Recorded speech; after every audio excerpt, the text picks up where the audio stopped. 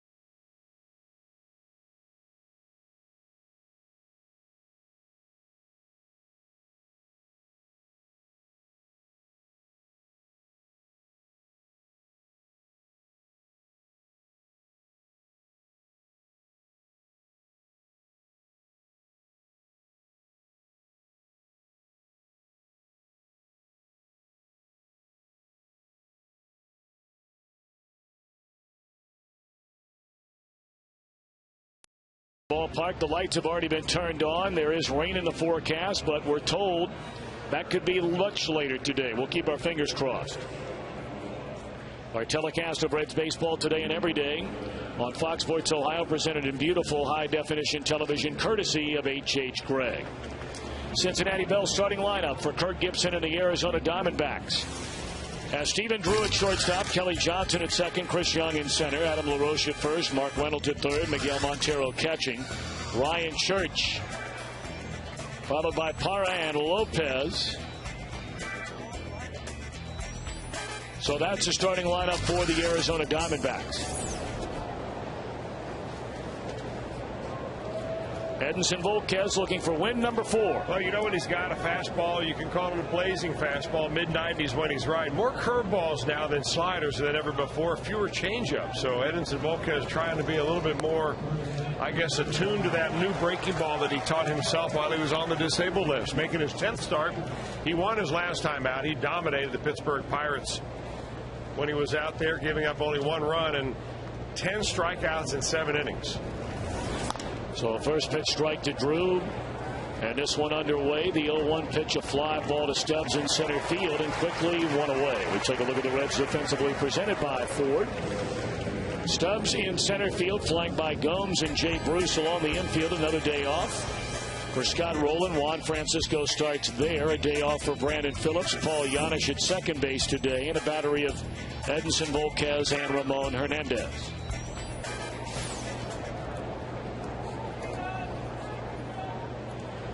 Much like Homer Bailey last night, you got to believe Edinson Volquez is trying to work his way into a postseason slot somewhere in the Reds rotation.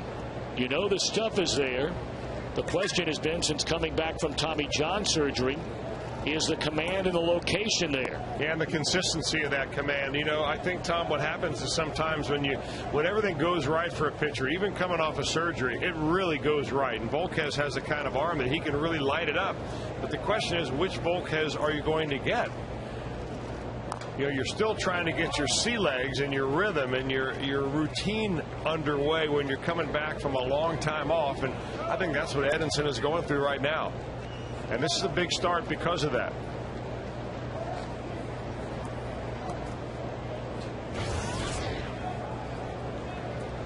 One and two on Kelly Johnson. 21 home runs, 61 runs batted in.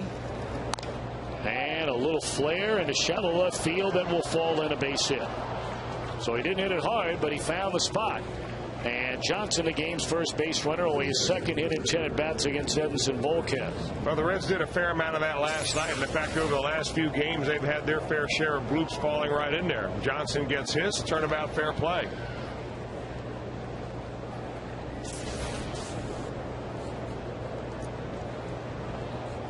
So now the center fielder, Chris Young, 25 home runs and 85 runs batted in, carries a .260 batting average. Young with a legitimate chance to put together a 30-30 year for Arizona. 30 or more home runs, 30 or more stolen bases. Fly ball again Stubbs' way, and this should be out number 2 as the sunshine peeks out from the clouds. And Johnson back to first base. Must be getaway day. Those D-backs are up there hacking. They're in a hurry to get to Pittsburgh tonight. I would be too. If I was the D-backs, I'd just be in a hurry to get out of Cincinnati before they schedule another game with the hot Redlegs.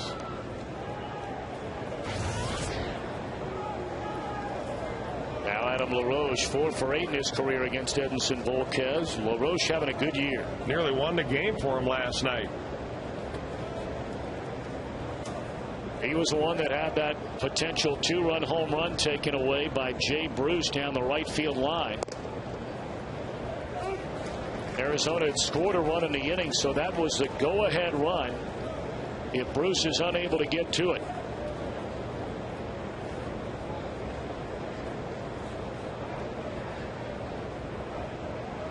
So Johnson at first with 2 away in the inning. It's 0-1 on Adam LaRoche, and he's beat by a fastball and lifts a fly ball into shallow left.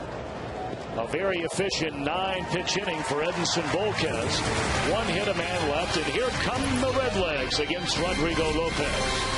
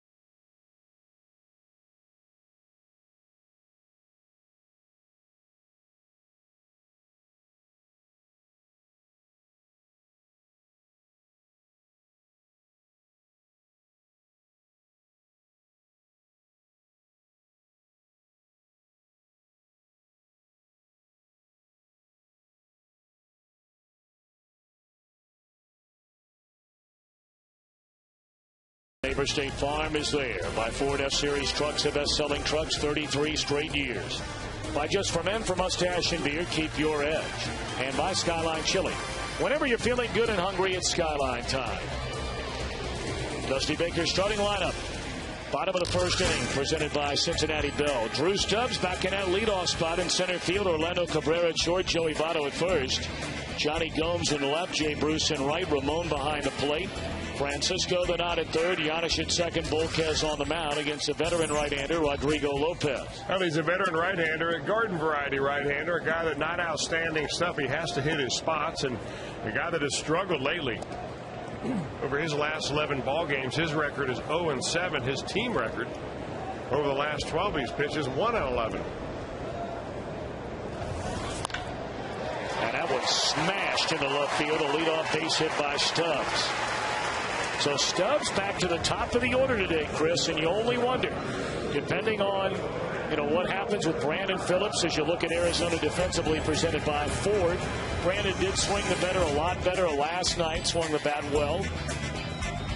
Hard hit balls right at the right fielder a couple of times, once at first base. Orlando Cabrera really hot right now. Is this a pretense of maybe the final 2 weeks of the year? Hard to say, but I think it does give Dusty Baker options, and that's the nice thing about it. I mean, if Drew Stubbs gets hot and you ride him into the postseason where he's getting on base, you've got the fastest guy in your ball club in the leadoff spot. And that's what we're always trying to do, get some speed at the top. He's been on fire since September 1st, batting over 300, getting on base, hitting home runs. See, 24 out of 30 and stolen base attempts. Cabrera last night had 3 doubles and scored 3 runs.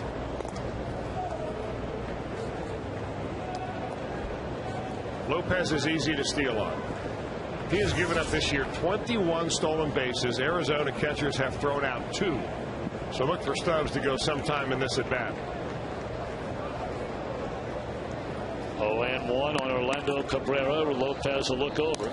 And a swing and a foul ball out of play. And Cabrera behind 0-2. Orlando, that batting average up to 271. 4 home runs, 40 runs batted in. Has 31 doubles.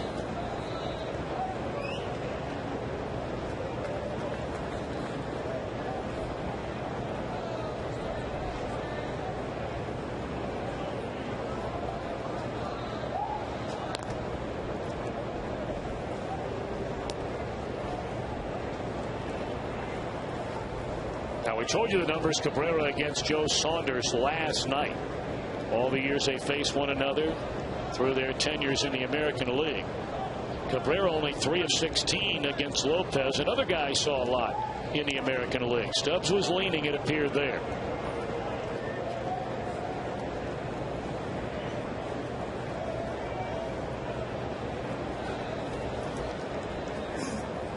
Get a look at this series for Orlando Cabrera. Hardy numbers indeed. 0-2. Do they pitch out? No. And Cabrera just fouls it away.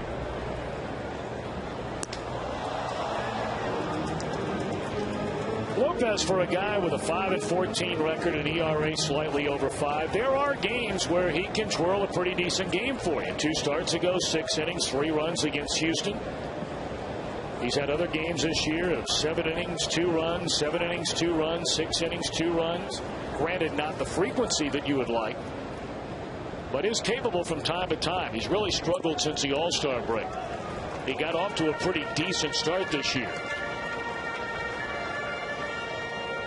But as Chris mentioned earlier, more than just a little bit susceptible to the long ball. He's given up more home runs, 33, than any pitcher in the big leagues.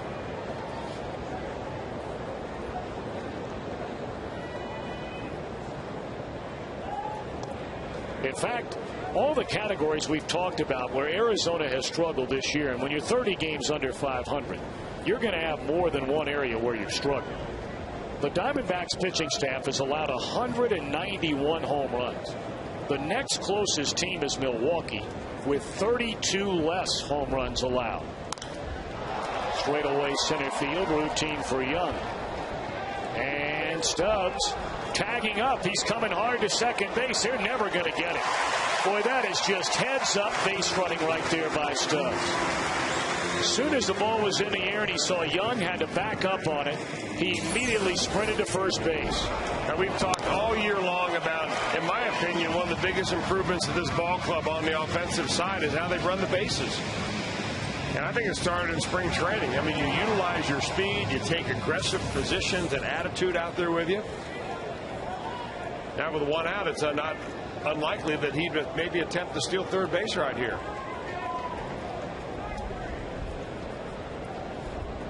Joey Votto, the batter, 34 home runs, 104 runs batted in. Joey had another RBI in the game last night and looks at a strike.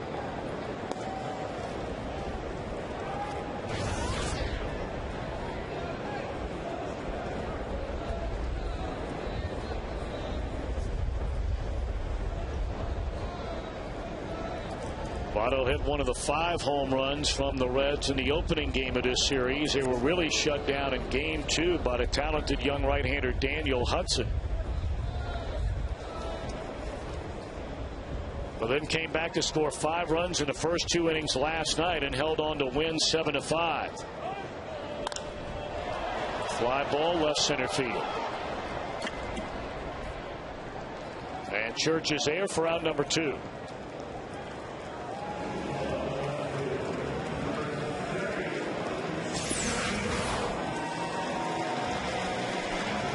Tried to ride in on him a little bit of a cutter, and boy, Joey, that's how competitive you see he is. I mean, he holds himself to such a high standard that if he gets a pitch that he thinks he can handle and doesn't handle it, he gets angry. Don't think he'll ever quite reach the level, although one never knows, of the former Red turned Yankee Paul O'Neill. No. But Votto certainly is the clubhouse leader by a long shot in showing frustration on pitches he thinks that he should do some damage with.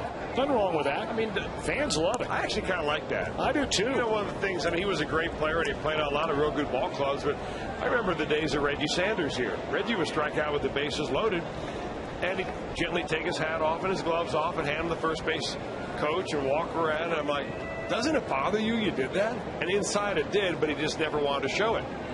I'm not afraid to see a guy show a little emotion. I'm with you. It's one of the reasons that the Yankee fans just absolutely fell head over heels in love with O'Neill. He became one of the most popular players that has ever played in the history of the New York Yankees. And boy, did he put up some good numbers with the Yankees.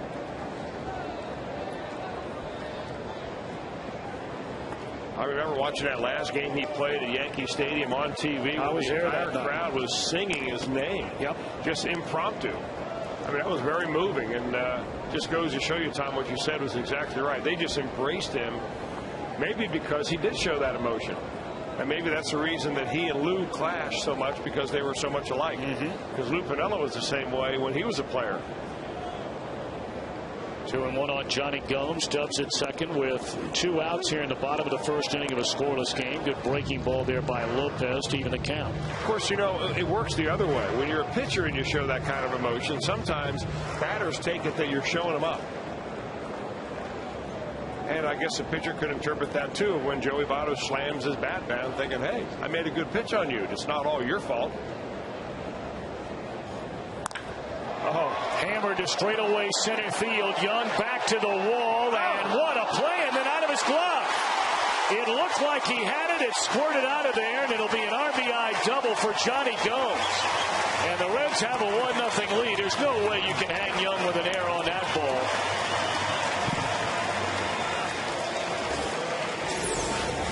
Johnny had a little flare of a base hit last night that drove a run in. It looks like this one's going to be caught at the center field wall by Chris Young. Rodrigo Lopez says, yep, no, I better get over there and back up. Had it in his glove, it dropped out. Would have been an inning-ending catch, but as it turns out, Drew Stubbs will jog on in and put the first run on the board for the Reds.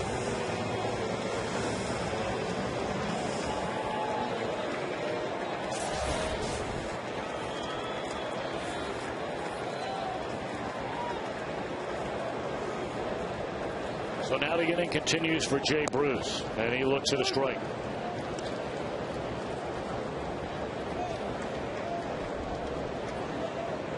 23rd double of the year for Johnny Gomes and the 100th career double for Johnny.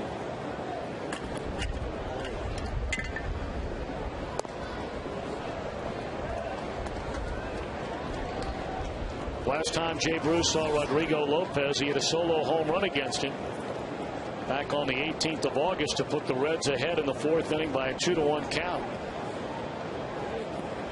1-1 count on Bruce. Chop foul, a ball and 2 strikes. Reds begin their final road trip of the year tomorrow night. They'll open a 3-game series in Houston. Monday, Tuesday, Wednesday, a 3-game series in Milwaukee, an off day Thursday. And then a week from tomorrow, the final road series of the year in San Diego. And oh, the importance of that series to the Padres. Where will they be when that series begins next Friday night at Petco Park? They just went to Colorado, beat the Rockies 2 out of 3. But then lost yesterday. And the Giants beat the Dodgers to pull to within a half game of the Padres atop the NL West.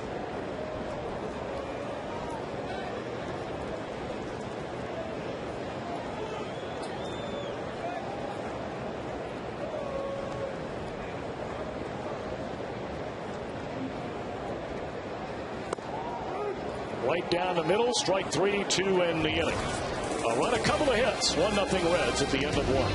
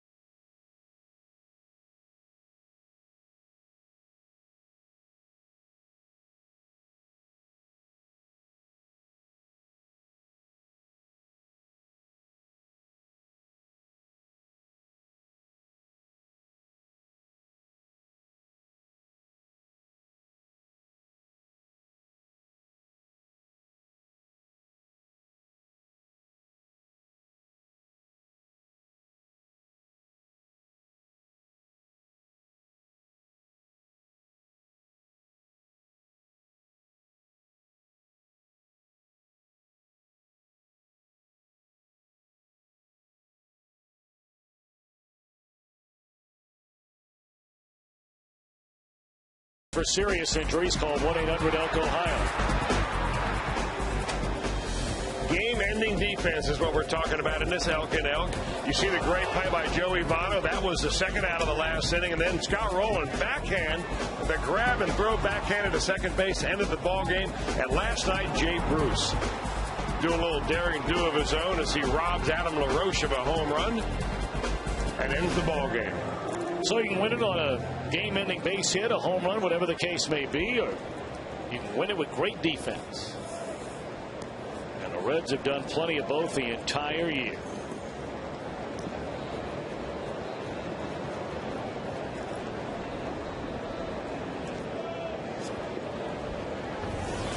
So Edinson Volquez, a 9-pitch first inning. And first pitch swinging to begin the second is Mark Reynolds. A lazy pop fly to the mid of Jay Bruce, 1 away.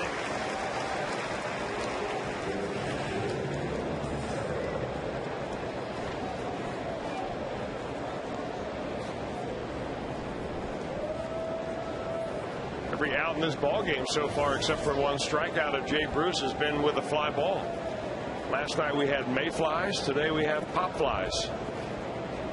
Wow.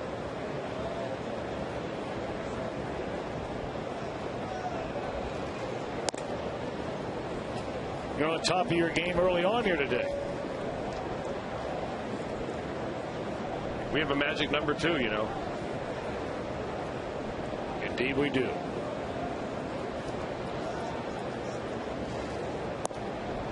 Miguel Montero ahead in the count, 2 balls and no strikes. The Arizona catcher, a .280 batter, 9 home runs and 43 batted in, riding the wave of a 7-game hitting streak coming into play today.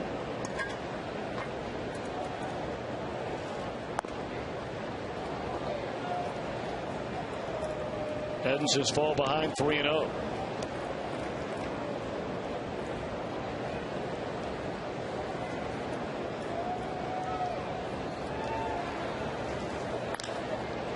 Rio swinging. Montero drives one to left center, but no problem out there for Drew Stubbs, and they're quickly 2 away in the inning. Well, Reds fans, make sure to follow your team with the Reds social media clubhouse. Chris Welsh does at Reds.com. Stay connected through blogs. Heck, you can even write your own. Log on to Reds.com/connect to get started today. Are you a little surprised by that 3-0 swing there from Miguel Montero? I'm stunned. I mean, they really are in a hurry to get out of town. I mean, if you're Edinson Volquez, you've got to say, just thank you very much. You know, we understand that Kurt Gibson doesn't mind guys swinging 3-0. You know, he wants guys up there to hit, but, you know, that's all fine and dandy. They've swung at 3-0 pitches more than any team in the league, and it would be very interesting to know how they have done on 3-0. But when you're losing 1-0 and the pitcher throws you 3 straight balls to begin an at bat, I don't know if 3-0 hacking is endorsed in that situation by the manager. I mean, you're early in the ball game. If you're Joey Votto or Albert Pujols or, you know, Ryan Howard, hey, you get the green light anytime you want it. But come on, Miguel Montero?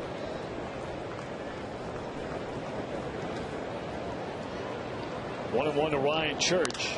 And there's another fly ball. This one will back up Gomes to the track. 1, 2, 3. This time an 8-pitch inning for Edinson Volquez.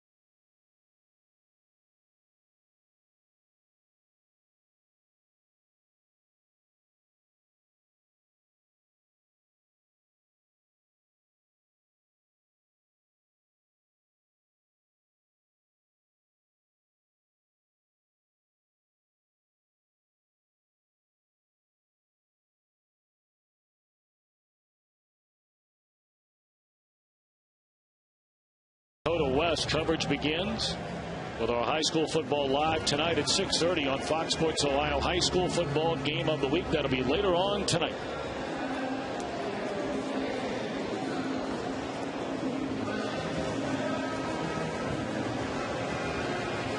Ramon Hernandez, the batter.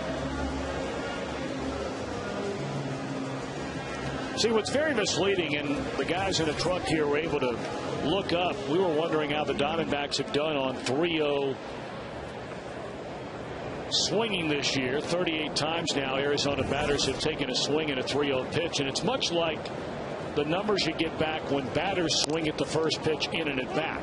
What is never taken into account is when you swing and foul the ball off. So now you're behind 0-1 and how the rest of the at bat plays out. They only go by balls put in play. So 38 times they put 17 of the 38 in play, and they have 6 hits. So it tells you they have a .353 batting average. But now logically you wonder, okay, there's 21 other at bats there where you let a guy swing 3-0. Okay, well, he fouled it off for a strike, so you're basically saying it doesn't count. Well, I don't know if it should count or doesn't count. But when you're swinging 3-0 and you're only using 17 of the 38 at bats to get a number on what your average is, to me something's wrong with that. Any idea how many home runs out of that? 2 of them. Well, you know, if you compare that, what the Diamondbacks did, and you say, what, a .350 batting average? Yeah. To what all of Major League Baseball is, which is a .414 batting average. And the home run ratio there is much better. There have only been 203 at-bats total this year in the major leagues at 3-0. But they've hit some home runs. Other teams other than the Diamondbacks, 26 of them overall. 0-2 on Ramon Hernandez. Which leads me to my conjecture would be, all right, those guys that are allowed to swing 3-0 are usually the best hitters on the team and also the ones more likely to hit a home run. Right. Which you have to consider who in this Arizona lineup would fall into that category. And other than Mark Reynolds, I can't think of anybody I'd let swing 3-0. Reynolds is going to swing 3-1, 3-2, and 3-3.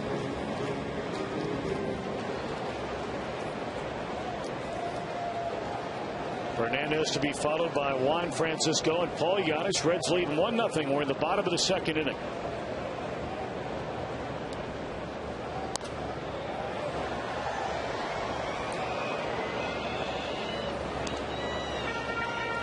You're just tuning in. The Reds got a leadoff single by Drew Stubbs to begin the first.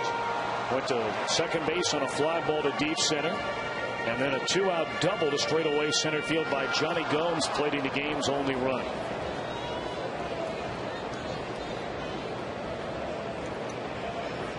Seventh pitch of this at bat, and Lopez ahead at 1 ball and 2 strikes. And a tapper of the third base line. Reynolds bare hands, throws, and got him. Good play by Mark Reynolds.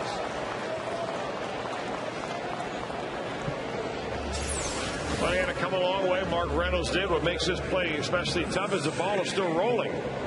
You got to really keep your eye on the ball, then pick it up while you're fielding, while you're on your left foot, and you throw while you're on your right foot. Watch how he plants that right foot and throws across his body. That's a nice play.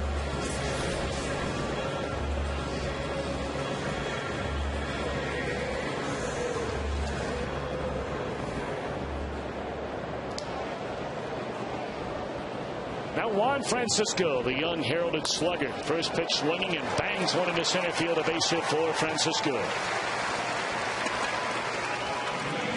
A rare start for Juan today at third against Scott Bowen, who figures to be out there tomorrow night.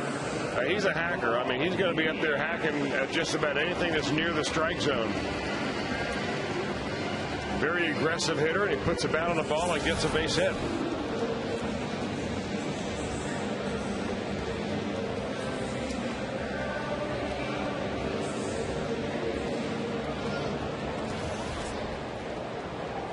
Now Paul Giannis, who starts in place of Brandon Phillips, a .274 batter, 5 home runs, 24 driven in. Giannis did such a solid job playing regularly for nearly 3 weeks when Orlando Cabrera was on the disabled list with that strained abdominal muscle.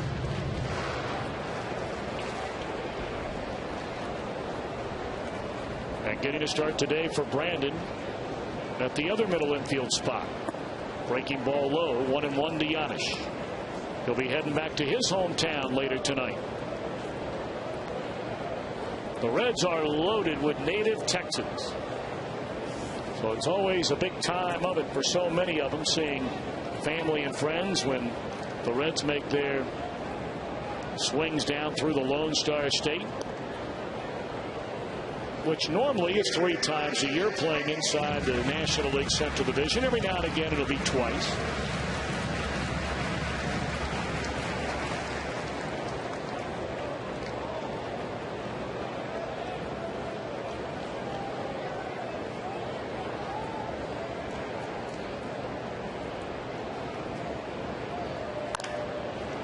Double play ball here. Drew Johnson, and that is that. One hit, nobody left. We go to the third. The Reds with a 1-0 lead.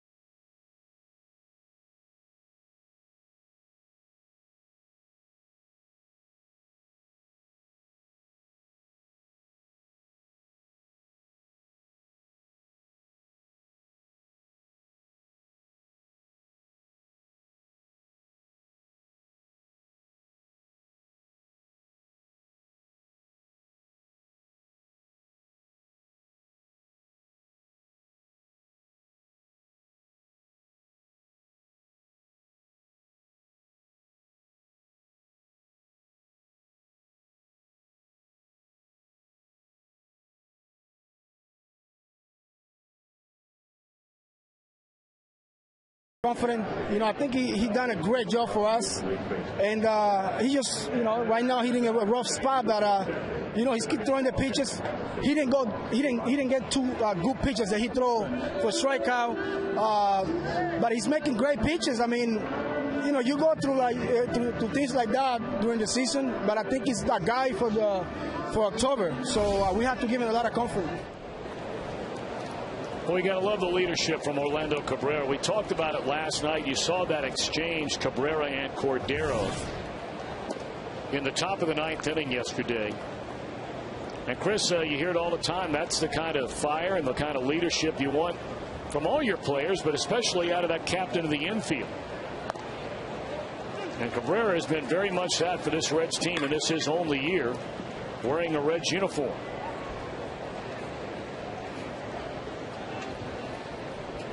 Tom, I don't think there's any question that there's nobody else in that bullpen right now that you're going to hand the closer's job to. And Orlando Cabrera knows the value of backing your teammate. And when he needs the most backing is when he's, doing the worst. But he's not really doing all that badly right now. He got the save last night. It was his 36th of the year. He has had a string prior to a couple of previous blown saves where he strung out 11 close saves in a row. So, I mean, not everybody's going to be Mariano Rivera. You've got a pretty good closer out there, and I think you need to back him, and you keep running him out there because you want him at the top of his game come postseason, because those are the games you certainly cannot afford to blow. And those that are suggesting that you take Aroldis Chapman and put him in the 9th inning instead of the 7th inning because he throws 102 miles an hour, you don't know what to expect when Chapman goes out there in the 9th inning. It's a completely different game out there.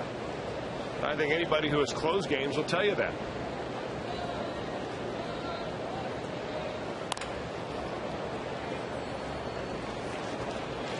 Two away in the inning.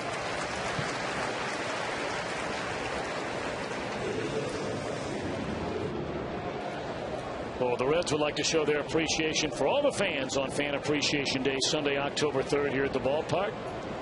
There will be drawings for fan prizes throughout the entire game. For tickets, call 513-381-REDS or go to reds.com. Reds with a 1-0 lead here in the third inning. 2 outs, nobody on, and back to the leadoff man, shortstop Stephen Drew.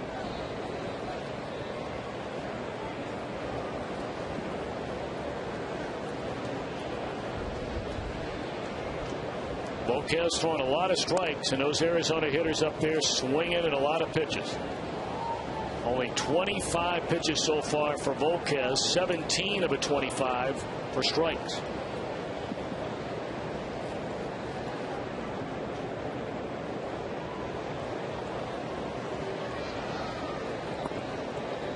fallen behind Stephen Drew 2-0. Drew flied out to center field, leading off the game.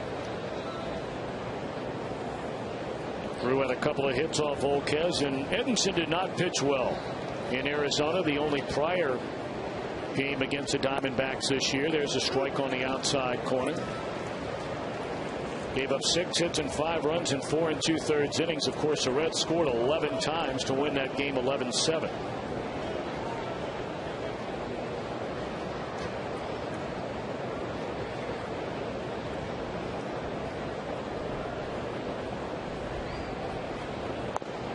Good fastball there on the outside corner, and that'll even the count.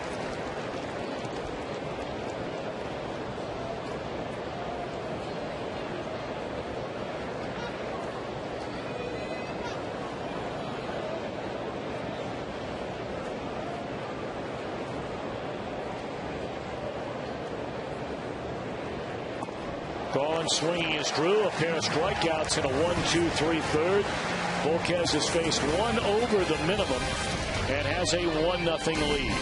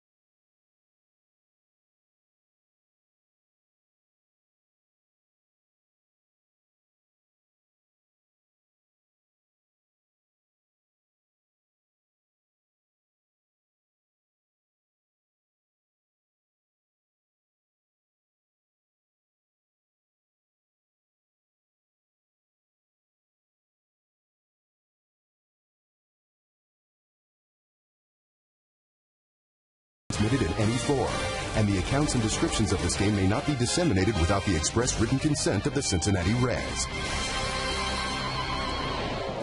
All right, bottom of the 3rd inning. Reds coming to bat against Rodrigo Lopez. It'll be Edinson Volquez, Drew Stubbs, and Orlando Cabrera. Reds got their run in the 1st inning on a single by Stubbs and a 2-out double by Johnny Gomes. Edinson is 1 for 10 as a batter this year.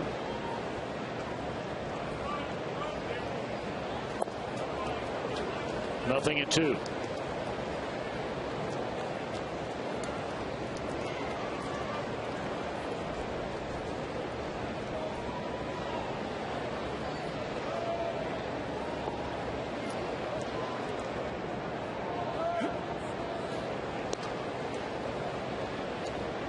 Cardinals will be playing later tonight. They will open a 4-game weekend series with San Diego at Busch Stadium. Reds gaining another game in the standings as the Cubs swept the Cardinals in a 3-game series at Busch for the first time since the late 1980s, completing that sweep last night. So the Reds a full 8-game lead, which matches their largest lead of the year. It is still so hard to believe that you look back 1 month ago, 30 days ago, when the Cardinals rolled out of here after a sweep and a 1-game lead, and there has been, in essence, a 10-game swing the other way in less than a month. Now, there was so much intensity, Tom, about that whole weekend. He had the first game fired up there by Chris Carpenter. The next game was a melee game. Benches emptied. Johnny Cueto got caught in the middle of it, and he was pitching in that ball game. As it turned out, he was suspended for 7 games after that little bench clearing brawl. Adam Wainwright and the Cardinals finished off the Reds 3 games in a row, and I think that may have taken all the emotion right out of the Cardinals. The Reds reconvened. They got back together and said, all right, we're going on a long road trip right here. We need to start taking care of business. And they did exactly that. Yeah, the Reds were 1 game behind, and in the very next series, they swept the Florida Marlins, 3 in a row. And that started a 17-4 run for the Reds, and they've never looked back. The largest lead of any division leader in baseball is Texas in the American League West, 10 games better than Oakland. But of course, Oakland, a second-place team, is under 500. And how about the Minnesota Twins? Without Justin Morneau, and boy, what a sad story that's developing into. You can only hope and pray that that young man can just get better to be able to function more day to day. There's a liner hit hard into right that'll chase up Parra to the warning track. 2 outs in the inning. But the Twins just keep on rolling. They've got an 8-game lead now over the White Sox. Don't forget, you can represent the Big C by watching the Bearcats Sports Weekly with Coach Butch Jones tonight at 6 o'clock on Fox Sports Ohio. The Bearcats on Fox Sports Ohio, presented by your Cincinnati and Northern Kentucky Honda dealers. Preview of the NC State game. You had a scouting report on that. I hear that NC State is not as good as some people think they are. I'm hoping the Bearcats are better than they think they are, and they go on down there and they roll away. And I'm not ribbing Chris about that. He spends a lot of time down in North Carolina. You have a lot of friends down there that follow the University of North Carolina, NC State, Duke, East Carolina, all those schools down there. So you're pretty up to speed on what's happening. At least you told me that last night. We bring that Ohio North Carolina rivalry together at Legends Sports Cafe right there on Soco Road in Maggie Valley. So when are you going to be heading down there? Sometime in November? I hope it's November. We usually go down in October. Your dad joins us along with Tom Browning, a number of other guys, on a little boys golf trip down in the mountains of Carolina, but we're putting it on hold right now. Hopefully a long time on hold. Well, maybe so far so that it'll be too cold in the mountains. We end up going somewhere else, maybe further south. So you guys are all going south. There's very little doubt about that. That one found out of play. 0-2 still on Cabrera.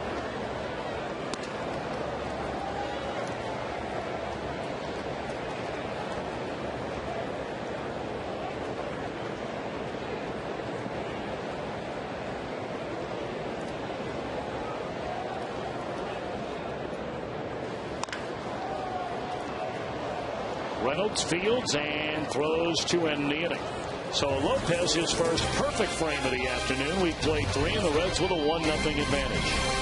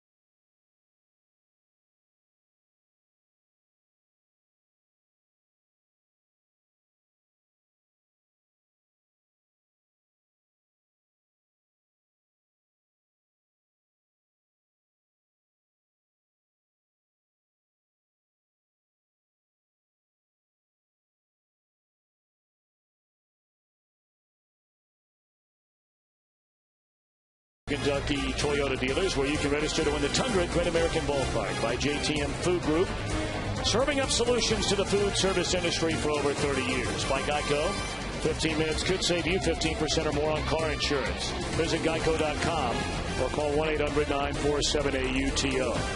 And by GMC, we are professional grade. 1-0 ball game. Reds in front.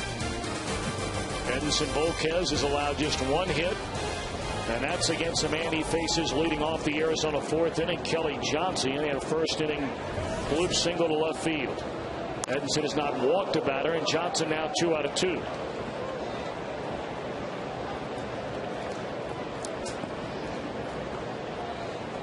Time to bring you our AT&T trivia question for today. Who was the last Red to collect 200 hits in a season?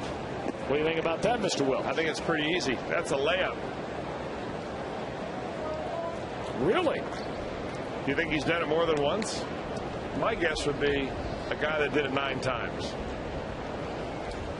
Now, I know who you're talking about, the all-time hit king. Sure. But you think he was the last one to do it? Yeah, I do. What about Barry Larkin when he won the MVP award? I don't think he played enough games to get 200 hits that year. All right. Who else would be on the Sean Casey? Sean Casey's a good guess.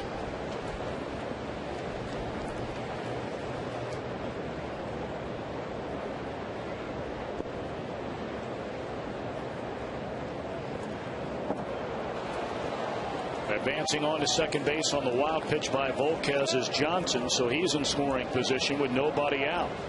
Just trying to overthrow that pitch a little bit, maybe a cutter. But Hernandez is looking for it on the inside part of the plate. He misses his spot right there by about 2 feet.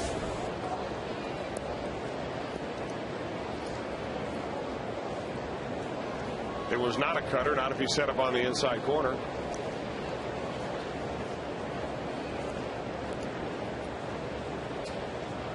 So now Young a chance at the very minimum to try and advance a runner down to third. It takes a breaking ball away. Young flied out to center field in the first inning.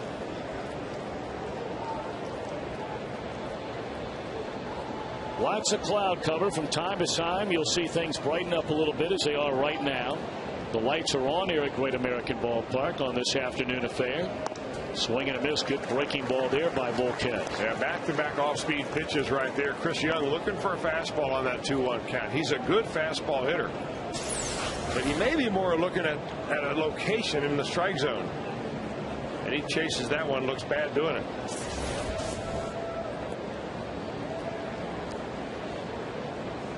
All right, do you go there again, or you come back with something else? I think you go there again, same spot, but I go with a fastball. And Volquez, if he can feather that outside corner with it, I think you got him velocitized now. Looking for something off speed. Edinson with a pair of strikeouts. Both of them came in the third inning. Runner at second, the tying run in this game. Threw him a fastball up and in right by him. Strikeout number 3. You know, time to get back to that question whether you throw him a fastball or an off-speed pitch. A lot of times it doesn't matter. It's all about the execution of the pitch. You can throw the same pitch to the exact same spot, and if it's a good spot, you may get the same result and out. But you can throw the best strategically thought out pitch to a bad spot, like right down the middle. It doesn't matter how much you're going to fool him. He may get whacked just by it being a very hittable spot in the zone.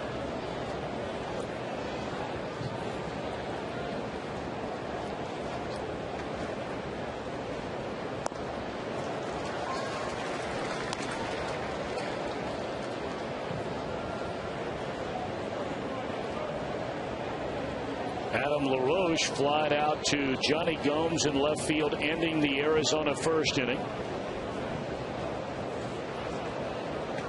We've seen his brother Andy LaRoche with the Pirates this year. Fastball up and in, even to count a ball and a strike.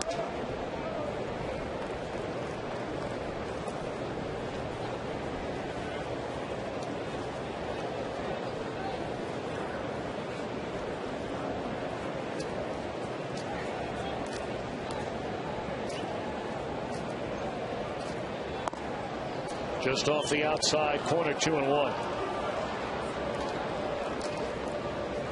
Well, LaRoche, as you have mentioned, this series is having a career year as far as runs batted in. He's got 91 of them. That tops his previous high of 90 back in 06 when he hit 32 bombs for the Braves. He's got some pop.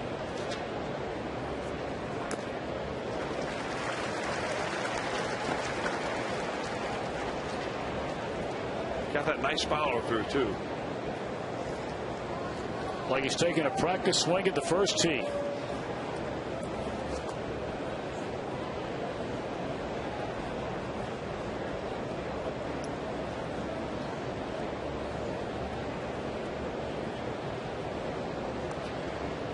Two and two on LaRoche with a runner at second, one out in the Arizona fourth, and Bullpen to the plate, and that's strike three called.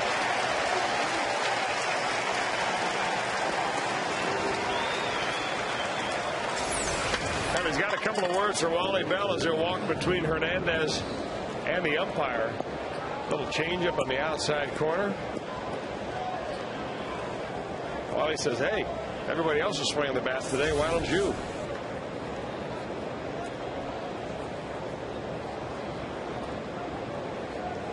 Big story in the Arizona paper today about Mark Reynolds and how Reynolds has tried of late to start putting the bat on the ball a little bit more frequently, trying to hit the ball the other way, and how he has decided those days are long gone. He's going back to his old style of just swinging and swinging hard.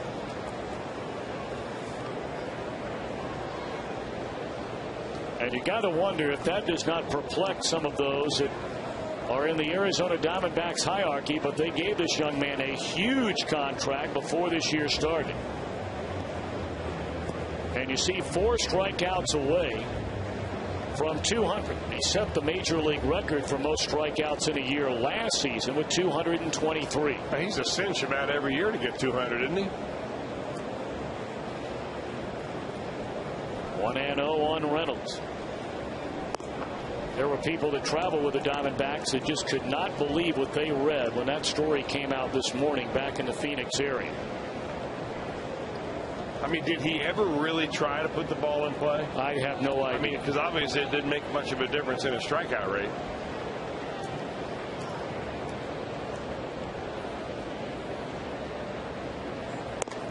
You know, I kind of feel, I think I know where he's coming from on that, where he doesn't want to take his power away, doesn't want to take his aggressive nature away, but it doesn't mean that when you get 2 strikes on you that you can't adjust as a hitter and all of a sudden become a different and a tougher out. If you swing the same way, chances are your home runs are coming off of middle relievers and their mistake pitches, and not top of the line starters or closers when your team really needs it. Bullpen fell behind 2-0 and is throwing back-to-back fastballs right by Reynolds to even the count.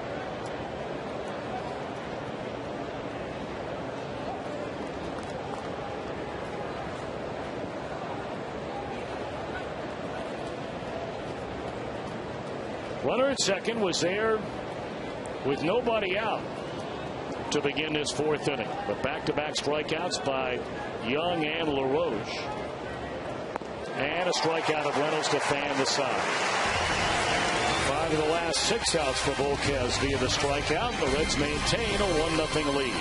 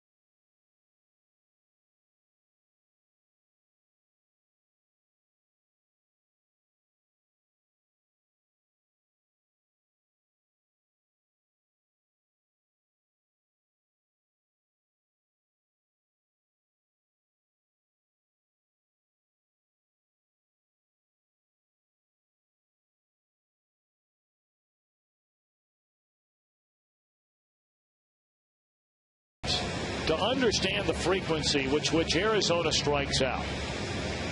In their last 9 games, 8 of the 9, they struck out 12 times. That number's 109. Now think about this for a second. That is 4 games worth of strikeouts of the 9 that they have played in. And they're zeroing in 30 away now from tying the 2001 Milwaukee Brewers, who set an all-time major league record for strikeouts in a single season. But think about that. Of 9 games they have played in, that would be like in 4 of the 9 games, every out is a strikeout. That's hard to believe, isn't it? Where do you address that? You know, I'm really surprised because the guys that are the main culprits of this were signed by the former general manager, Josh Burns, who, from what I understand, Tom, was kind of one of those Moneyball sabermetrics types. That ball blasted by Votto down to the right field corner. This will be a 2-base hit for Joey to begin the bottom of the 4th inning.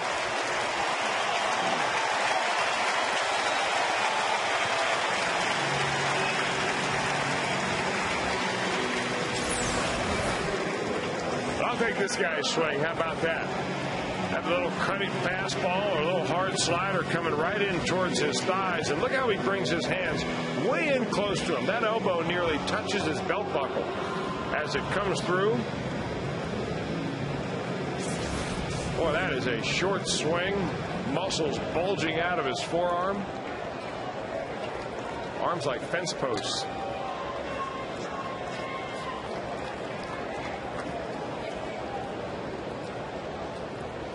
Now Johnny Gomes, he knocked in the game's only run with a double.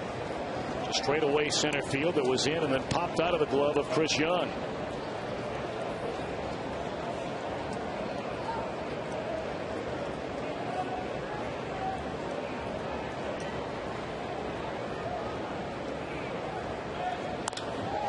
High fly ball into left center field. Votto will tag up here. Young the catch, and Votto decides not to test the arm. He went back to that bag quickly, but Young got rid of it in a hurry. And Young's got a strong arm out there in center field. He does have a strong arm, and I'm wondering if Joey Votto, when he tagged up, he may have left the hair early and realized he left the hair early and decided to go back.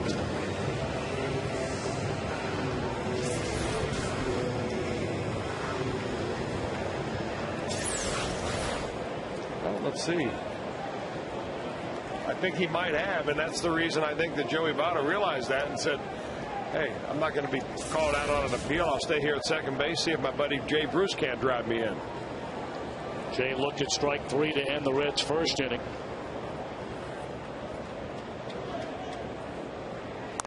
And pulled into right field, a base hit. Votto had to make sure that ball would get through.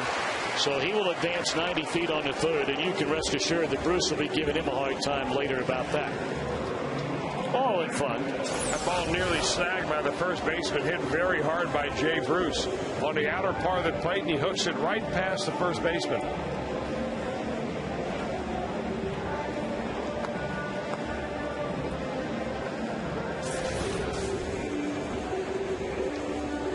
But now Ramon Hernandez, who hit a little roller up the 3rd base line, and Mark Reynolds came charging in, made the barehanded pickup, and made a nice play to throw him out. Ramon only 2 of 12 in his career against Rodrigo Lopez. But he steps up there with runners on the corners and 1 out, trying to add to a 1-0 Cincinnati lead here in the last of the 4th inning.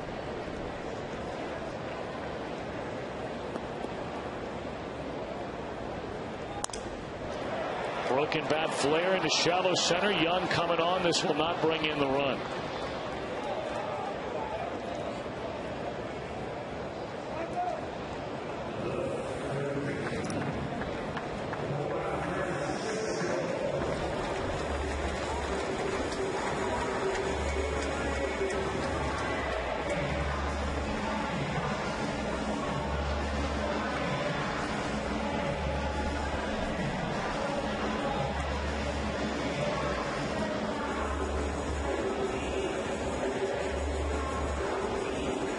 That'll bring Juan Francisco to the plate. He singled into center field the very first pitch he saw from Rodrigo Lopez back in the second inning. His only at bat today.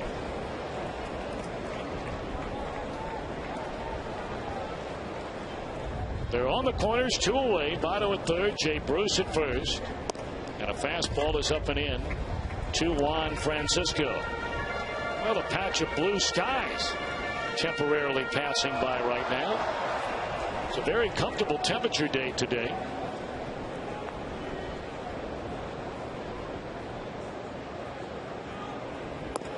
Two and 0. Yeah, they're just trying to take the power right away from Juan Francisco. Keep burying that fastball and that little cutter in on him. He gets a strike right here, I guarantee he'll be wheeling it.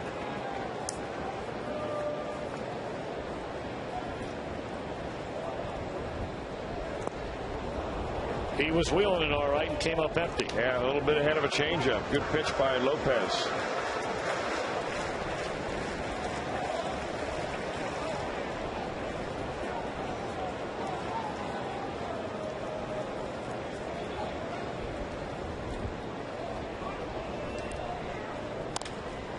Muscled into shallow left field and foul ground. Reynolds unable to catch up with it, and the count is 2-2 on Francisco. You know, we've talked about Yonder Alonso and certainly Juan Francisco to a lesser extent only because the man in front of him is far older, Scott Rowland. That Joey Votto is to Yonder Alonso as a first baseman. The numbers this guy has put up, Chris, cannot be denied. Francisco, 90 or more RBIs, 23 or more home runs every year, each of the last 3 years at the minor league level. Still so young. He just turned 23. But what to do with him looking ahead, knowing you have Rowland under contract and playing well. Francisco gone to end the inning. 2 hits, 2 out. Reds miss a chance, but still lead by a run.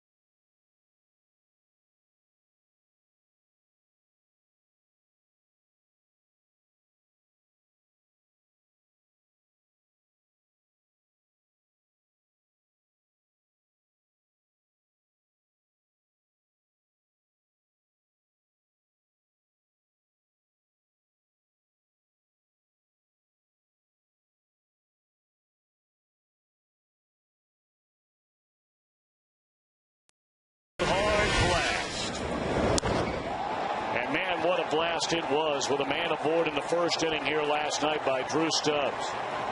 The guy's intriguing. There's no question about that. The fastest player on the team, maybe one of the fastest in the league, and the kind of power that he shows, he's got upper deck strength. And that's a rare combination.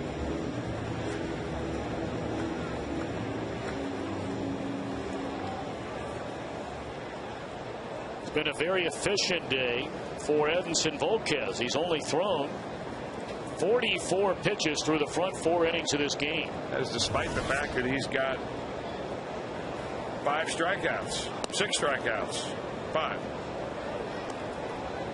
You flipping coins over there? Yeah, what are you doing? I don't know. I used to be able to read my own writing.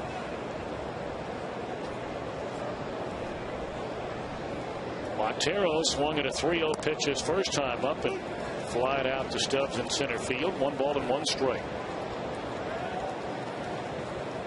Well, he talked about it with Homer Bailey last night, with Travis Wood.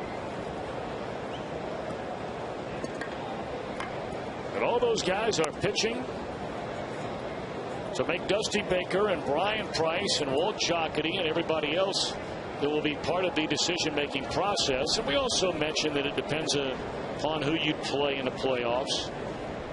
In a division series in the opening round, if you should win there to advance on and so forth. But, you know, after Bronson Arroyo and Johnny Cueto, who were two virtual locks, good Lord willing, they stay healthy to be part of the postseason rotation. But what to do after those two? I mean, you've got good choices. There's a walk to Montero, first walk of the game issued by Volquez, but you know, of the other three, Wood has been by far and away light years ahead of the other two as far as consistency is concerned. Volquez, based on pure stuff, would probably have an advantage over Wood and Bailey. And experience. Certainly.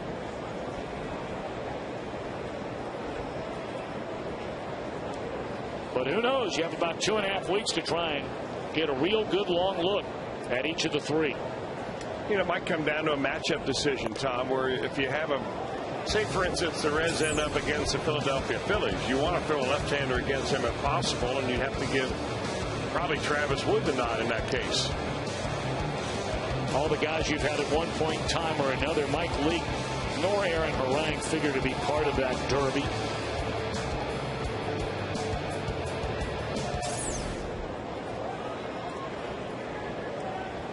Although I guess at the end of the day, you just never know. 2-0 to Ryan Church. All in all, a very good rookie year for Mike Leake. Started off so well. Was really the talk of the baseball world. Just came off the disabled list on Friday. Has not pitched in a game since August the 24th. Well, this ball club would not be where they are right now without his efforts in the beginning of the year. I mean, the first 6 weeks of the year, he was by far the best starting pitcher the Reds had. The most consistent anyway.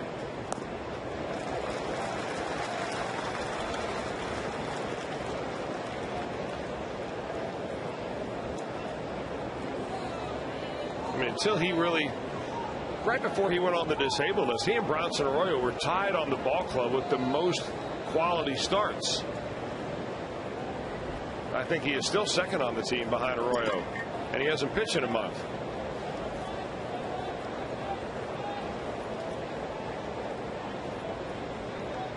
Two and one, and it's inside. 3 balls and a strike.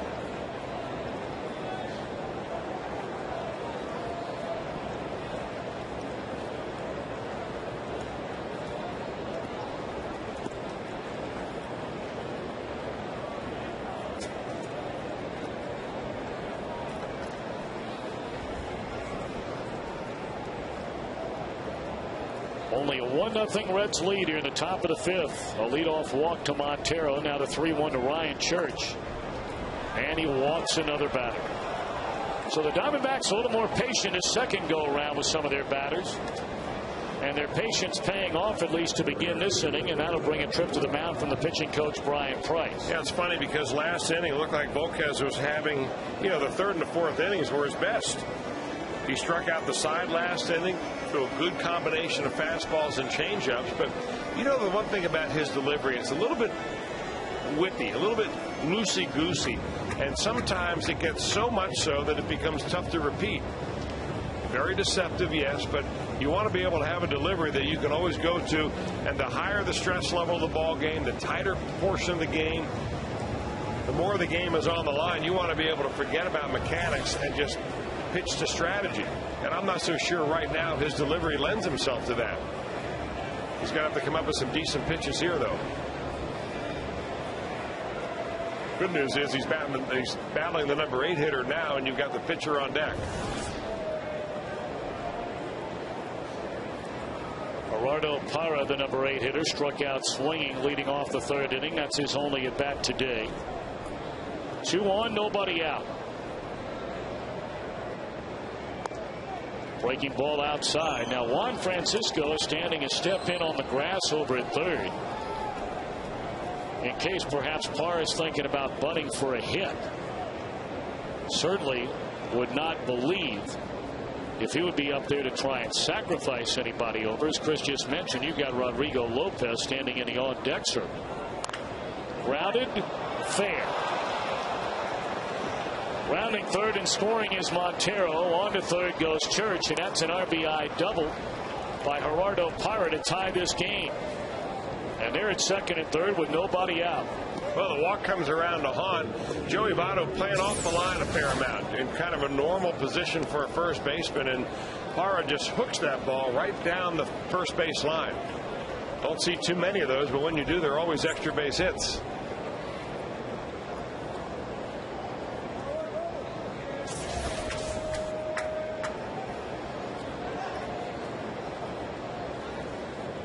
Boy, those are the little things. You talked about the walks. Those are the little things that when everybody's sitting around that table, they're talking about, okay, who are we going to go with in the postseason to start games?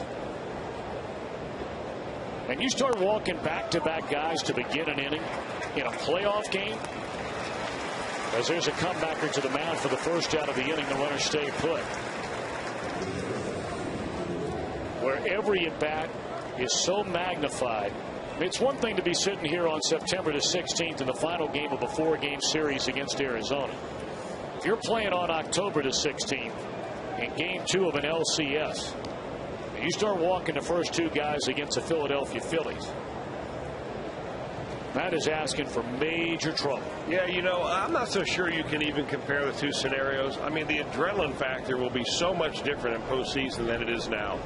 The stadium will be alive no matter where you play. But you're right.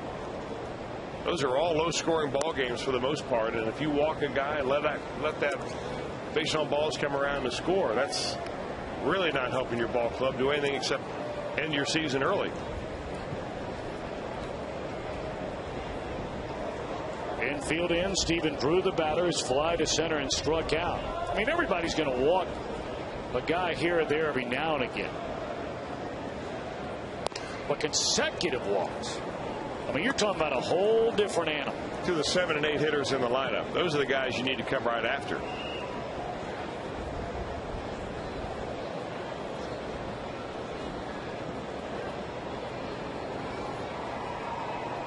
Francisco, Cabrera, Giannis, Votto, all drawn in for the Reds defensively. 2-0 on Drew. He throws him a 3-2-0 changeup, and Drew way out in front of it, barely got a piece. 2-1.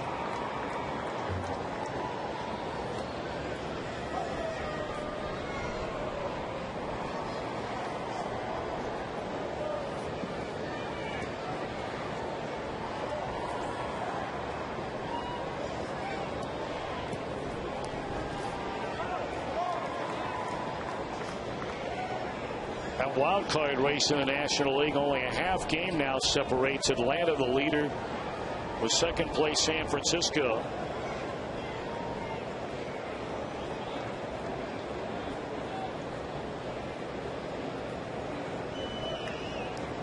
Two and one to Stephen Drew. Volquez, a check of the runners, comes to the plate and misses inside to run it to 3-1. Now Bobby Cox's Atlanta Braves hits the road for maybe their biggest road trip of the season. They start a series in New York, then they play 3 in Philadelphia, and they finish that 3-city road trip in Washington against the Nationals. And they've been a really good ball club at home. In fact, I think they own the National League's best home record. They've got to begin to play on the road a little better if they're going to hang right in there. Tapper down to Votto, runner coming to the plate, and Joey can't find the handle, and they don't get it out anywhere. So that'll be an RBI. Infield base hit for Stephen Drew, and Arizona has its first lead of the game. It's 2-1. So both walks to begin the inning come around to score. Well, not hit very hard, but the infield's playing in right here. And Edinson Volquez can't get to first base because he realizes that Joey Votto is going to field and then try to go home. He ducks to get out of the way. Nobody covering the bag, so an infield out. I meant Edinson Volquez, not Cueto. Getting down below the firing line.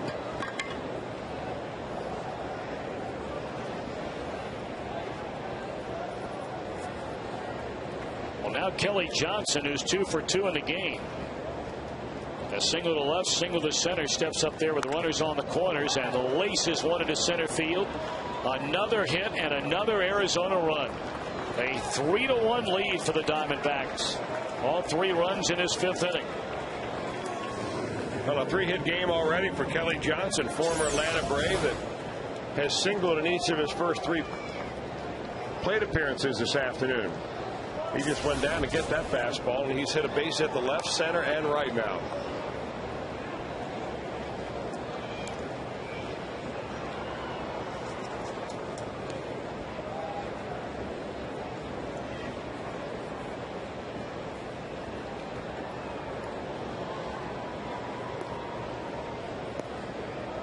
So runners at first and second, still only 1 man out. The only batter that Volquez has retired in the inning was the opposing pitcher. Some movement down there in the Reds bullpen. First 6 outs through the front 2 innings, all fly ball outs. Volquez struck out 5 of 6 over the 3rd and 4th innings, but to begin this 5th, walks to Montero and Church. A double by Parra. 1 out later, back-to-back hits by Drew and Johnson, and now ahead of Young in 0-2.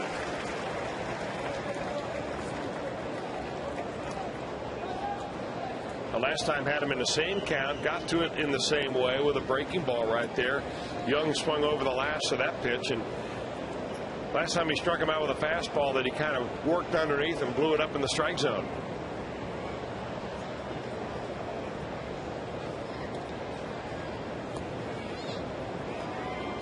Oh, and 2 the count.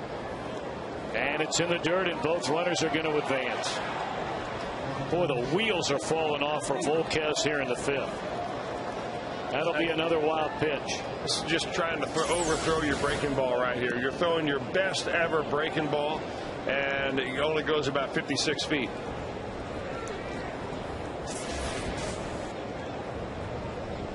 Yeah, what I've noticed in this inning, and you really have to go back and look at the video in slow motion, but it seems like Volquez is lowering his arm angle just a little bit. That was the one mechanical adjustment that they tried to make with him when he went up and pitched that little, I don't know what you want to call it, exhibition game or not, but the game in Dayton.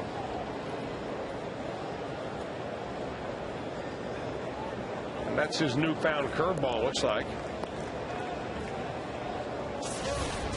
You get down that low on it, it's tough to keep your fingers on top.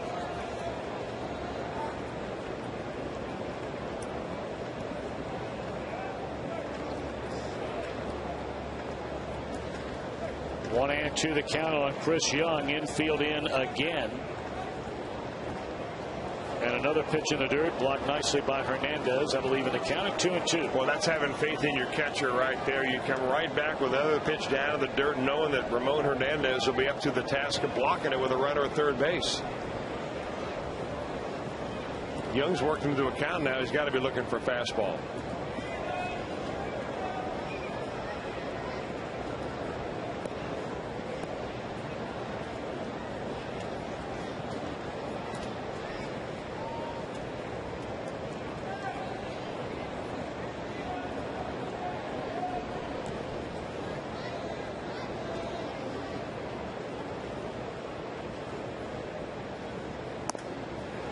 Came with a fastball and missed outside.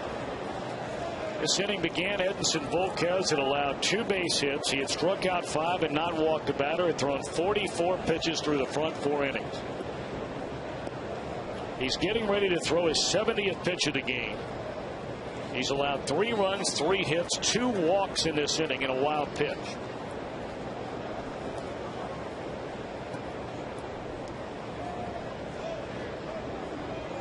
And he strikes out Young for out number 2.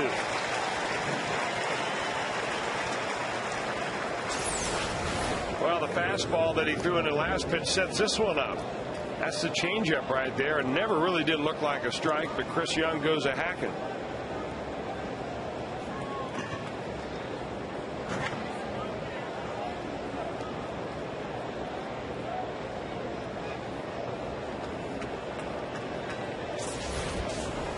So now LaRoche, who popped up to Johnny Gomes in the first inning, was called out on strikes in the 4th. The pitch he thought was outside. They're at second and third in Arizona with a 3-1 lead. LaRoche down, strike one.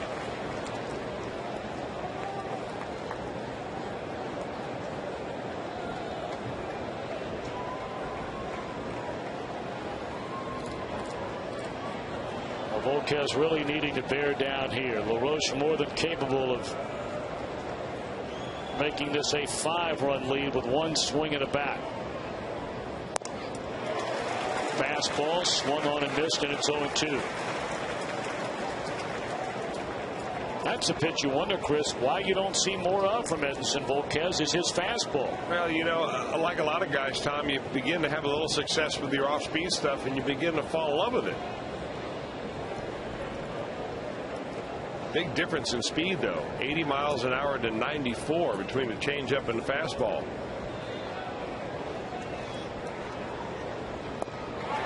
Swing and a miss, and that'll end the inning. 7 strikeouts for Volquez. He walks the first 2 in the inning, gives up 3. The Reds are down by 2.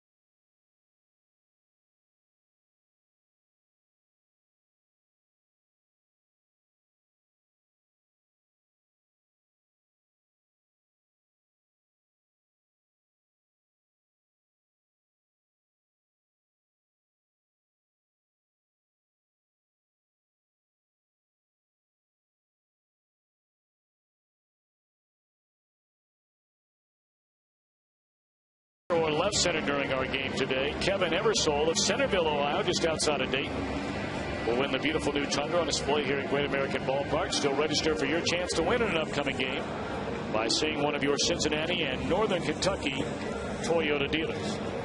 So for the first time all day, the Reds come to bat trailing. They had a 1-0 lead through 4. Now bat in the 5th inning against Rodrigo Lopez, down 2. And first pitch swinging is Paul Yash in the air, foul ground, and that was easy. 1 away.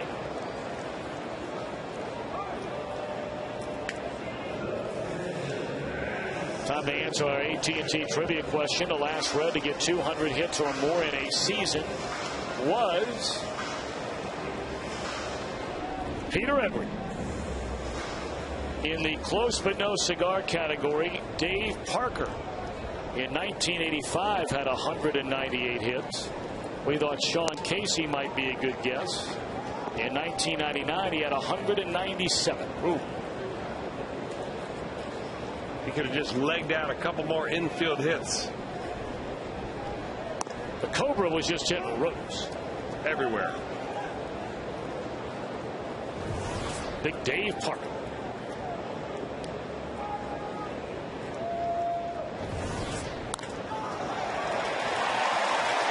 Base hit into left field by Edinson Volquez.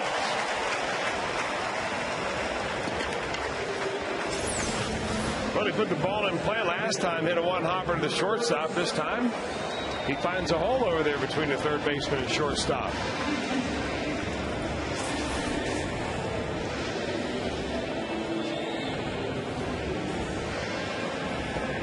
Six hits now for the Reds. Now Drew Stubbs. He singled and scored in the first inning. Lined out to Parra in right field in the third. First pitch breaking ball under the knees. Ball 1 to Stubbs. Lopez pitching a good game here. He will go out of serious trouble in the 4th inning. Fred's got a leadoff double by Votto. A 1-out single sending Joey to third by Jay Bruce.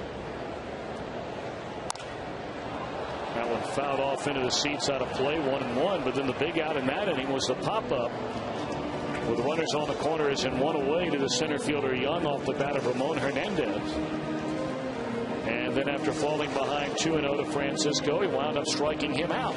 You know, when Rodrigo Lopez first came on the scene, first pitching for the Padres in 2000, and then a couple of years later landed with Baltimore, and that's really much the bulk of his major league career. A lot of people compared him, at least in his delivery and his mannerisms on the mound, to Greg Maddux. Became known in some circles as kind of a generic Greg Maddux. The way he twirls a ball in his glove, his same type of leg lift. Very similar in the way his delivery looks.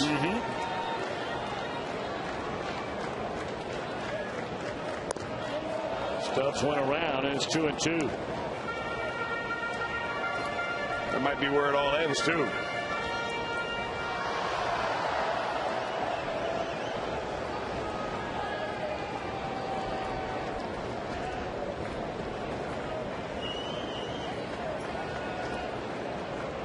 Two and two to Stubbs, and a tapper to the left side. They'll get the out. They'll never double up Stubbs. So Drew will be standing at first with 2 away in the inning, and Cabrera coming up. Hey, one thing about Lopez, though, he's played on a team that has lost for many years in a row. That's the Baltimore Orioles. He was 5-4 for the Rockies a couple of years ago, and then last year was 3-1 with the Phillies. Overall, he's just 7 games under 500 in his career, and that factors in a 5-win and 14-loss season this year. So despite pitching for mainly losing teams, he was above 500 until this season.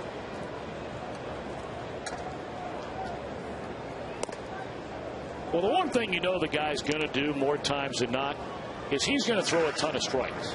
Now, he's given up a lot of home runs. We mentioned that he's given up more home runs, 33 of them, than any pitcher in baseball this year. But he rarely walks people.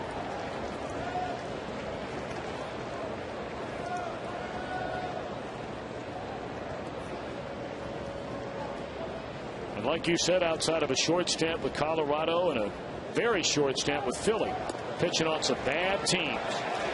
Easily stealing second at Stubbs. That's 25 for him on the year. So he's now in scoring position. It's 1-1 on Cabrera. Making 22 bags given up by Lopez, only 2 thrown out.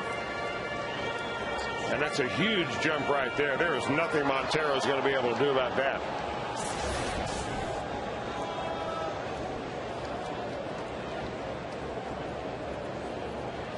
Cabrera's fly to center. It bounced out to third.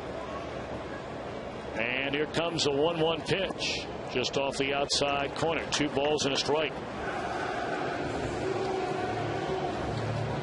Chris brought that up earlier today. Teams have run at will against Lopez this year.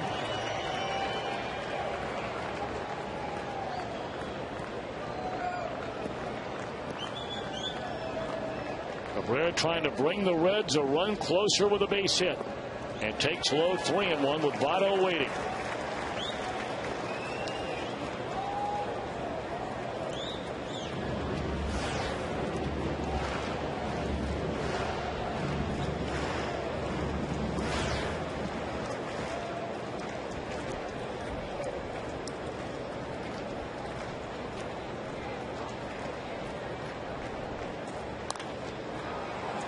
Pitch tardy on the fastball is Orlando, and he flips that bat in the air in frustration. 3-2.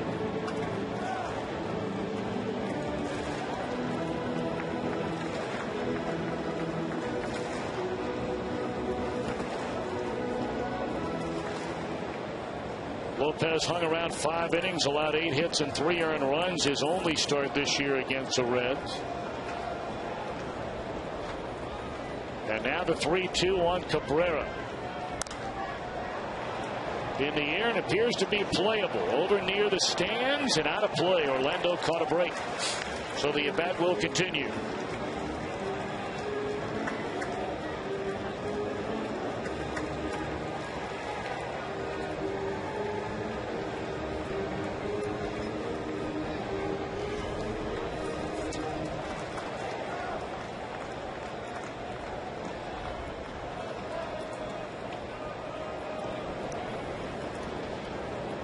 Stubbs a runner out at second base. 2 away, and again a 3-2 pitch. And another foul ball. 7 pitches so far in this at bat, and an 8th upcoming.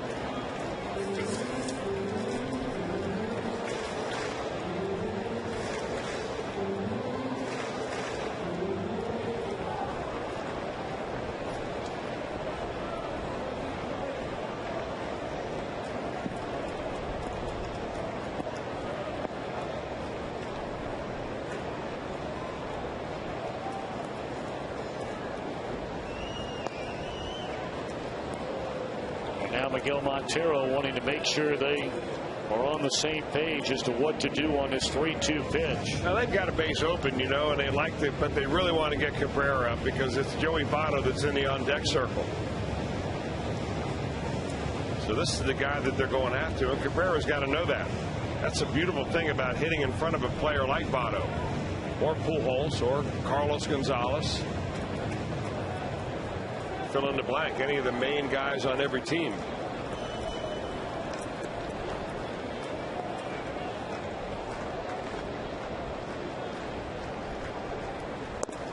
Strike 3 called and out of the inning. A fastball on the outside edge. 3 strikeouts for Lopez, who pitches out of trouble again.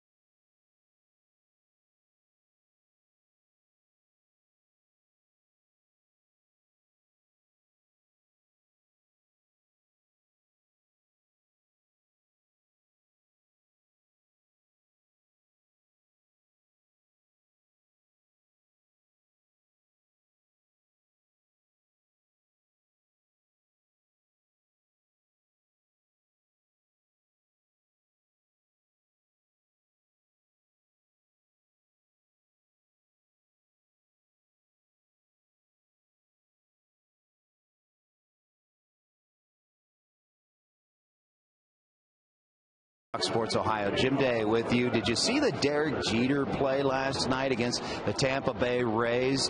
Ball inside, and initially you thought, well, it hit him, right? Well, replay showed that it hit the bat, but the embellishment by Jeter got the call from the ump.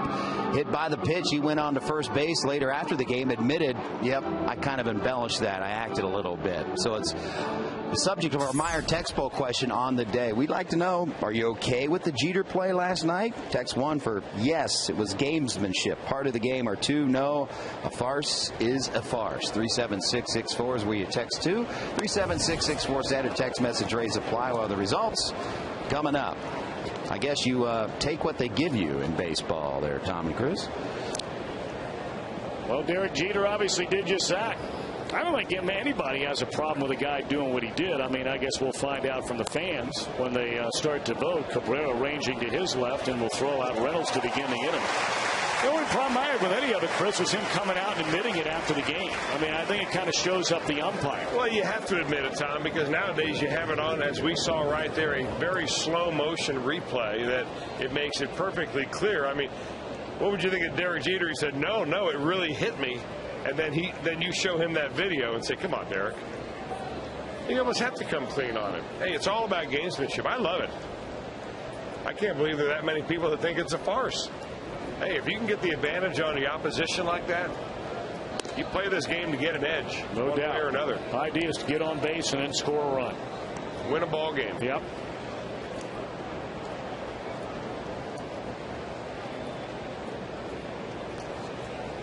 So we'll let them debate that topic as you also log in to vote on our Meyer Reds text poll question tonight, roughly about 50-50.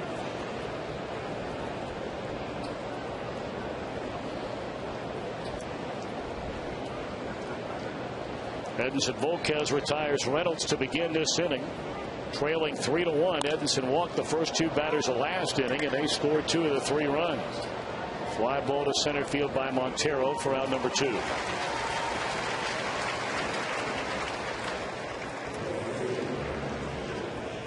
Let's take a look at our division races presented by Honda. We told you Atlanta now 3 back of Philadelphia in the East. You know about the Reds. San Diego will start a series in St. Louis tonight. The Dodgers will wrap up their series against the Giants in San Francisco. And in that wild card, 3 teams separated by 2.5 games. A check swing roller by Church. Francisco picks it up, throws him out, and Volquez a nice bounce back inning. Votto, Gomes, and Bruce coming up with the Reds down by 2.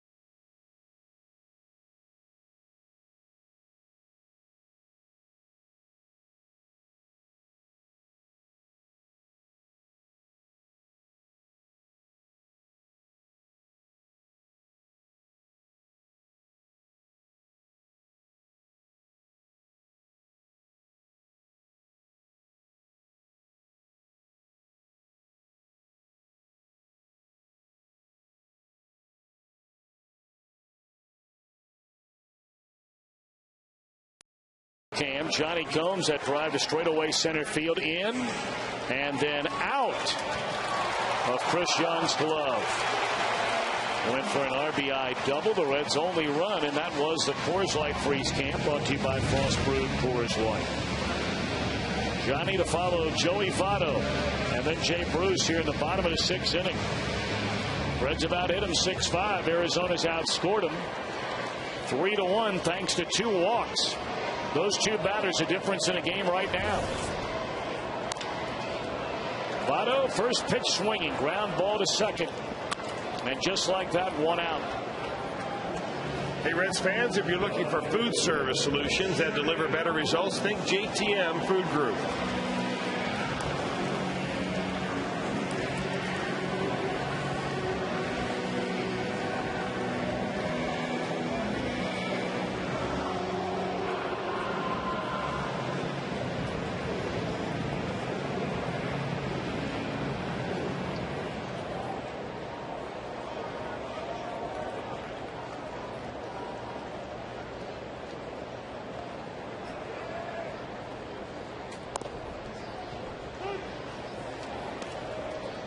Johnny down, strike one. He had that RBI double to center field, and in the fourth inning, flied out to Chris Young.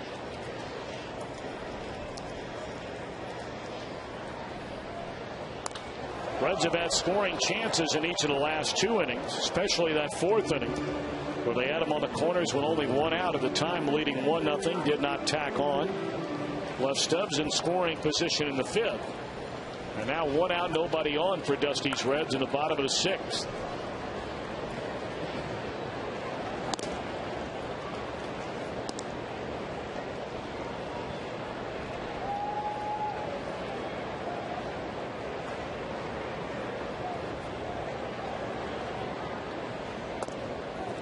Breaking ball off the inside corner to Gomes to even a count of 2 balls and 2 strikes.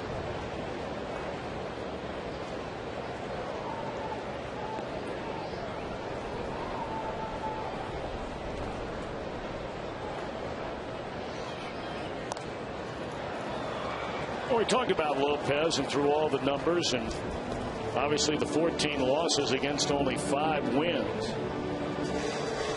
But in nearly half of his outings, he's pitched 6 or more innings and allowed 3 or less runs. 7 times has gone beyond the 7th inning. And in 20 of his 29 starts on the year, he's pitched at least 6.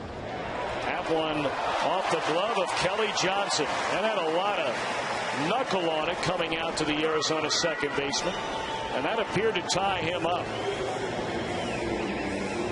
He got that goat head that was in Rusty Riles' glove last night.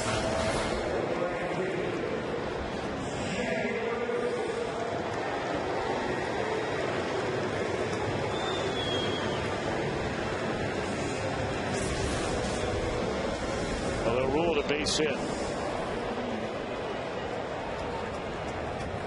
Very charitable.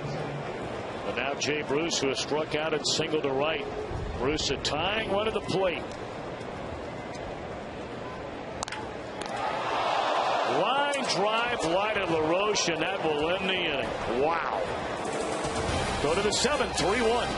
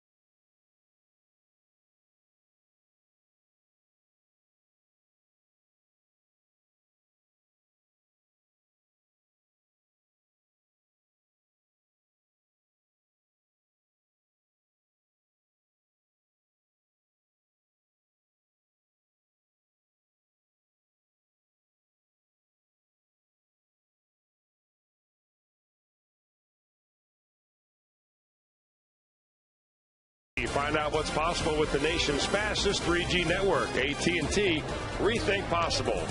By your Cincinnati, Northern Kentucky Honda dealers. Visit mycincinnatidealer.com for current offers. By Wendy's, you know it when it's real. And by the World Equestrian Games. For more information, go to www.alltechfeigames.com. That'll be down in your neck of the woods. That's a big deal from what I'm told. Well, huge. They've been promoting that thing really for almost a decade. They brought in thousands of horses and thousands of riders from all over the world to take over essentially the whole area around Lexington. And a lot of people down there very, very juiced up about that.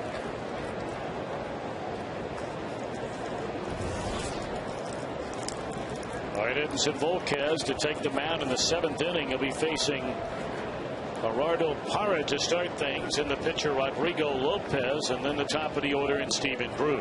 3-1, Arizona leads. Arizona trying to get out of here with a split. And a base hit into right field by Parra. Parra an RBI double, and now a single in 3 trips to the plate.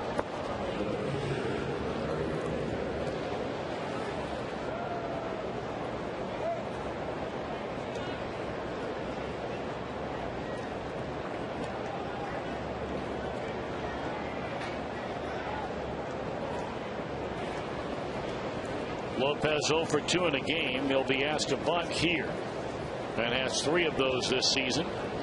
Francisco charging hard, and it's taken outside, ball 1.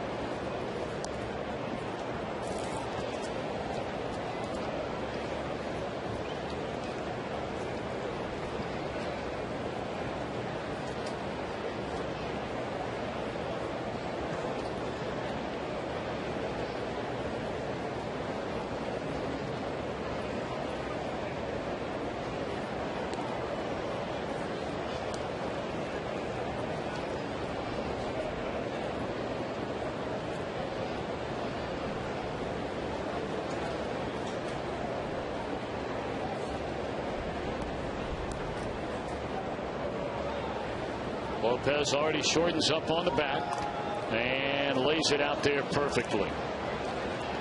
Give him a sacrifice, advancing Parra into scoring position. There's 1 out in the inning. Saturday, October the 2nd, join the Reds for Hispanic Heritage Day at Great American Ballpark. You can enjoy the band before the game, Tropicoso. That'll be out in the fan zone. They'll have dancers, a parade with flags out on the field before the game. 765-7600, the number to dial. To learn more, go to Reds.com/Hispanic Heritage. That'll be the final Saturday, final weekend of the regular season. The Reds, after this 3-city 9-game road trip, will finish with 6 at home. The 28th, 29th, 30th against Houston. The 1st, 2nd, and the 3rd against Milwaukee. So a pair of series left to play this season against the Brewers, a pair against the Astros, and 1 against San Diego.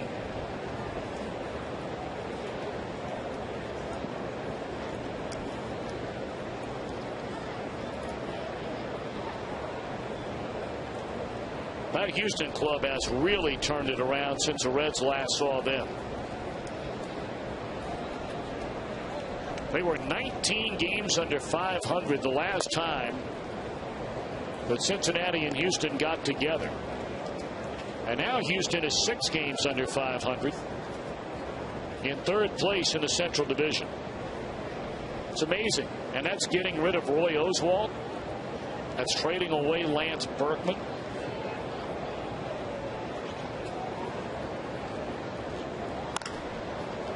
Drew a fly ball into left center field that Stubbs will get to for the 2nd out of the inning. That's why I'm always amazed at the trade deadline when you hear teams talk about, well, if we trade this guy or we trade that guy, who do we have left? That's not to say that, you know, if you played a 162-game schedule, most people, sensible people, would say, are you better off with Berkman and Oswalt than without him? Well, naturally. But it doesn't necessarily mean that the team is going to completely fall apart without him. And they've been very good. Well, they have a new manager in there. There's no question that the Astros are rebuilding right now. And, you know, they started out 0-8 on the season. And that's the kind of a hole that is awfully tough to dig yourself out of no matter who you are. So when you put it in that context, they've played 2 games over 500 since that start. Yes, they have. So Volquez leaves after 6 2/3 innings. So far charged with 3 runs on 6 hits. Our Skyline Chili call to the bullpen will bring on Bill Bray.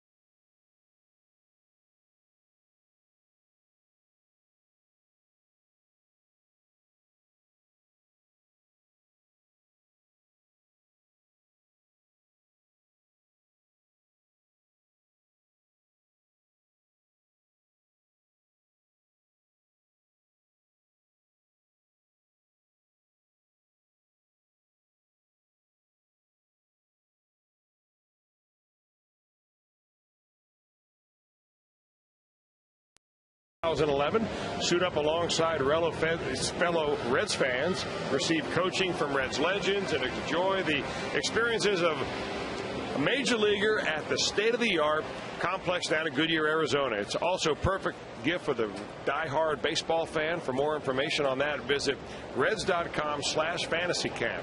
That's the Reds Fantasy Camp, February the 5th, and it is a lot of fun, to say the least. Bill Bray on to face left-handed batting Kelly Johnson. Johnson a perfect 3 for 3 today against Edinson Volquez. And Bray, the left-hander, delivers in the dirt, ball 1. Stephen Drew, a fly ball out, the final out recorded by Volquez, and now Bray, who we saw for a perfect inning in a game last night, including one of the outs against Kelly Johnson. 1-1. You know why Bill Bray's in there? Look at the batting average he holds left-handers to this year. A 111 average. Oddly enough, though, 3 of those hits that he's given up have been home runs. He really likes that slider against lefties, and it is a good one. Of course, one of those 3 home runs he allowed was the very first game back. First time he had pitched in the big leagues in a year and a half. That was a game he came in. The Reds had a big lead against Philadelphia, and I think it was Raul Ibanez who hit a home run against him. Okay. Now, Kelly Johnson is not your typical left-handed batter against left-handed pitching. He is a .294 batter against left-handers. That's 32 points higher than he is against the righties. Well, he sprays the ball a lot. He's had hits now, 3 hits on the day, all of them to different fields.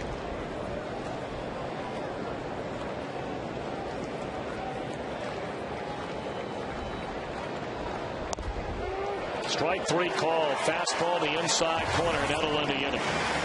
All right. Hernandez, Francisco, Giannis coming up. Middle of the 7th. The Reds trail by 2.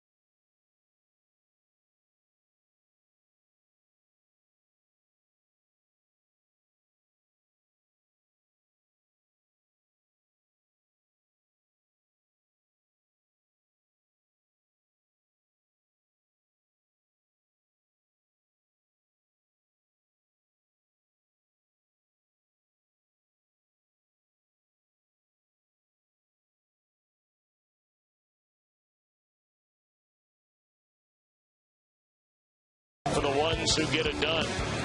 And getting it done has been Kelly Johnson. Retired for the first time just a moment ago. 3 singles and an RBI. He broke the 1-1 tie with that. Or I beg your pardon, Drew broke the 1-1 tie with a hit in the 5th, and then Johnson made it a 3-1 game with a single in the same inning. So now the Reds come to bat. Rodrigo Lopez has been very impressive here this afternoon. Has allowed 1 run. That was in the very first inning, and quite frankly, it was scored a double, and rightfully so. Young went a long way to get that ball off the bat of Johnny Gomes. He had it in his glove. So a case could be made that Rodrigo could be working on a shutout right now. Well, he's coming off a pretty good outing. His last time out, he was at Denver pitching against the Rockies. He went 6 1/3 innings of 2-run baseball. He lost that ball game as the Rockies beat the Diamondbacks 2-1 in that game. So his record could be a lot better than it is. Well, we mentioned in half your starts, if you're throwing a quality start, that means you're getting very little offensive support, at least those games when you throw the ball well. It's about league average, though. Half your starts, quality starts. Your good starters, of course, you want 2 out of 3 or even 3 out of 4 as a quality start. Those are the top of the line guys. Very much like his line last game, except that ended up in an L. 0-2 on Ramon Hernandez. Ramon, one of the biggest outs of the game for Rodrigo Lopez. The Reds were leading in the 4th inning 1-0 with runners on the corners and only 1 out. And he got Ramon on a broken bat pop-up in the shallow center field.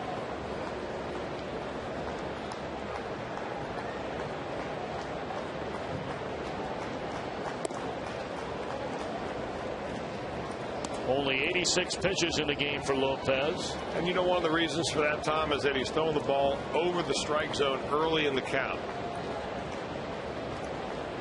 That always helps. Blaine Boyer getting loose in the Arizona pen.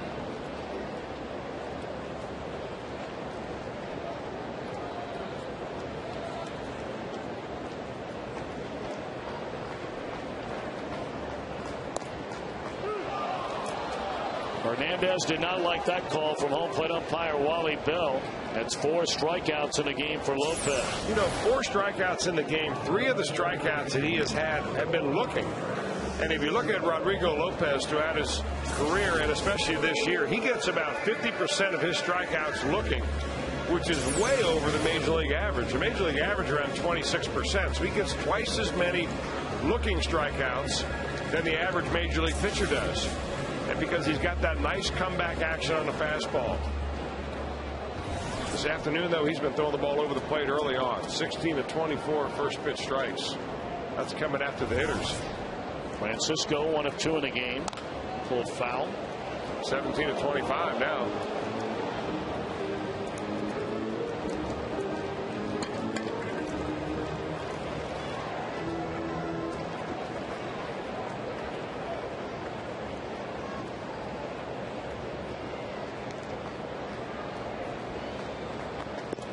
Good breaking ball there at 0-1.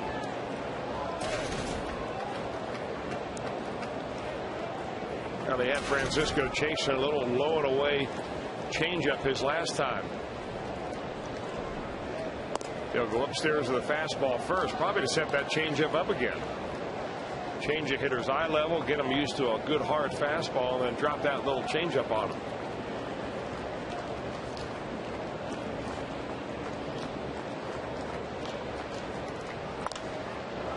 Huge swing and a pop up into left field. This will be out number 2.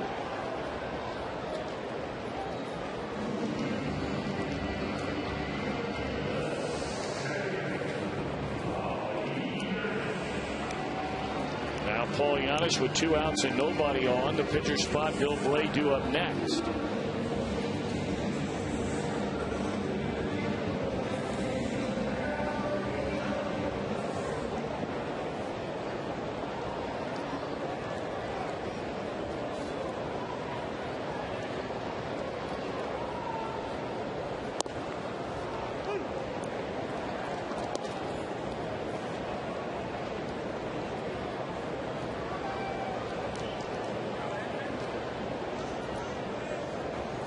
Giannis today has bounced into a double play and fouled out to third base.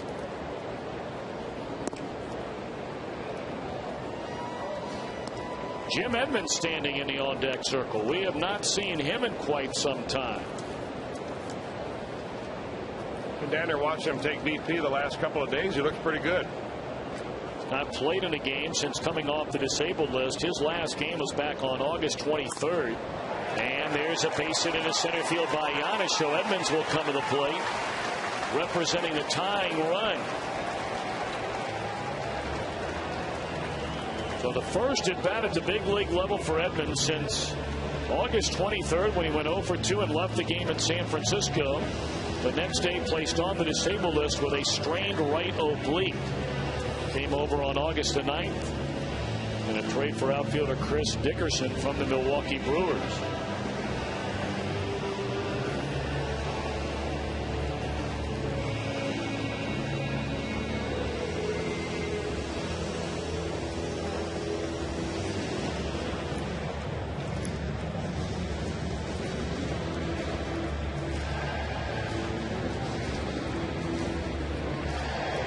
After coming over in the trade from Milwaukee to Cincinnati, the Reds started shortly thereafter that long West Coast swing.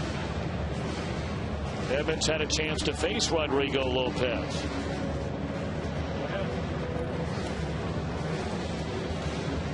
And the result of that bat was a home run to left field. He has 2 home runs in his career against Rodrigo Lopez. 4 for 9, the overall numbers.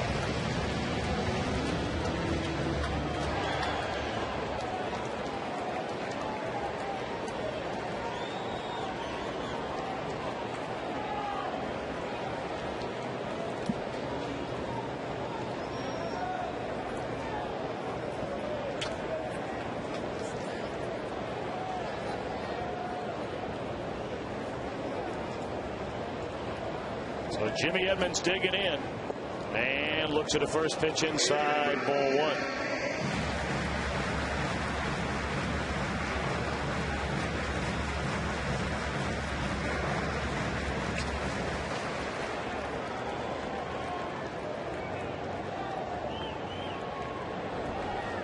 One and 0 to Edmonds. Runner at first with 2 outs. Reds down 3-1, batting here in the last of the 7th inning. And it's taken inside. They throw down, and Giannis saw it coming.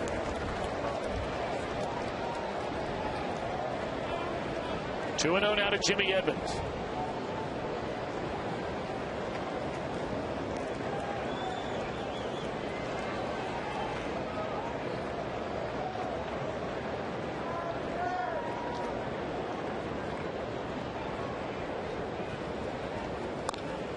Edmonds rolls over the pitch, foul. 2 balls and a strike. Trying to keep it in on him.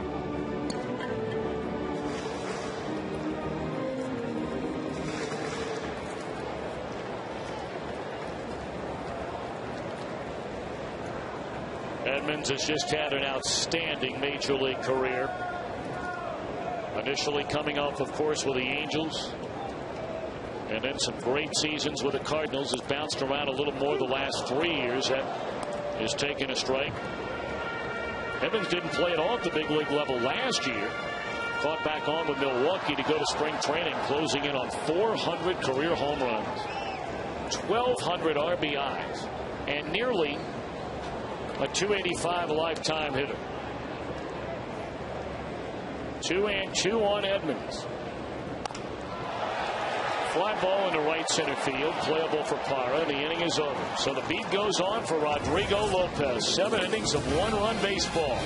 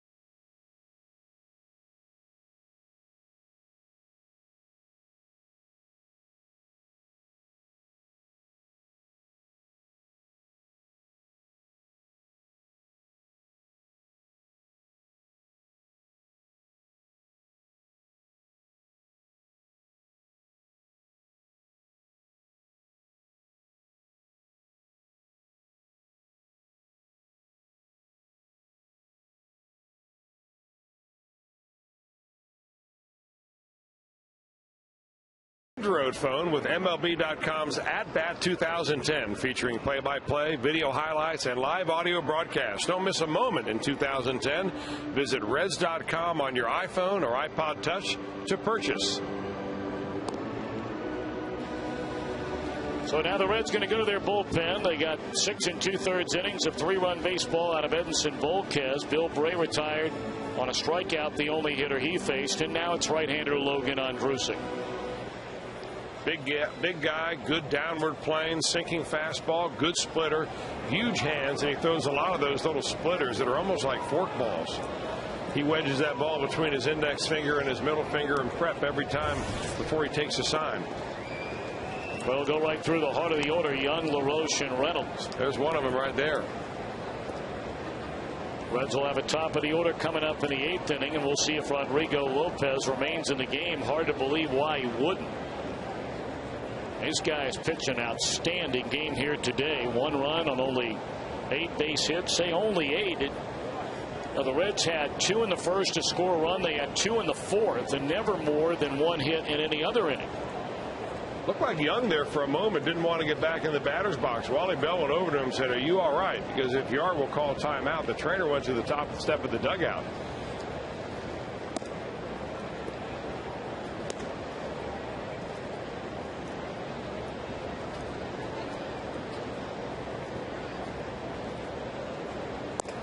Good breaking ball there. That's a curveball. Comes into the mid-70s. And struck him out with a fastball away. 3 of them on the day for Young.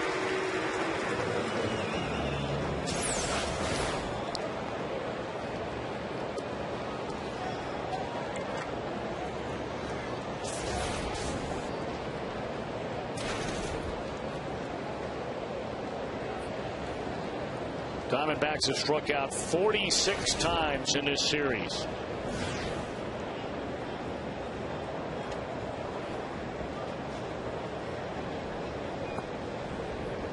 Adam LaRoche has struck out in back-to-back at-bats after popping up to Johnny Gomes in left field his first time up.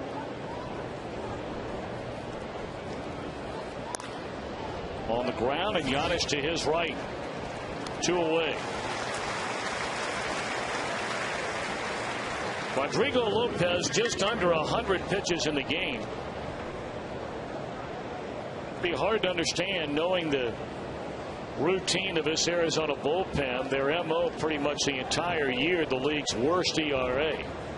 That you would not give Lopez a chance to at least take the ball to start the bottom of the 8th inning. You agree?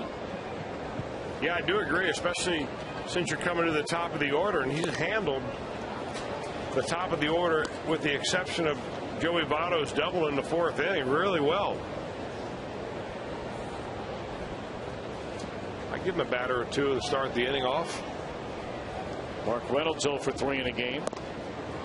And behind 0-2 in the count. You know, you always bring in a measure of uncertainty when you go to your bullpen, no matter who you are. Of course, if your bullpen's been struggling the way the Diamondbacks has, that's even more uncertainty you take into consideration.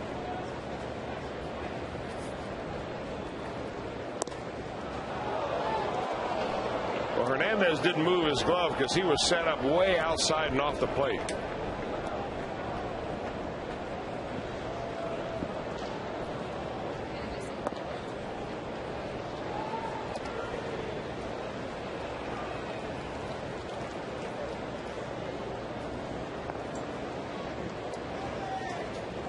Two and 2 the count on Reynolds. And it's chopped foul. Rodrigo Lopez has not pitched into the 8th inning since the 3rd week of June on the 21st. But we told you about the number of times he's worked through 7. And again, that is a story here today. 13 times in his now 30 starts. In the air right field, Bruce will run it down, and the Reds will send up the top of the order in the bottom of the 8th inning, trailing by a pair.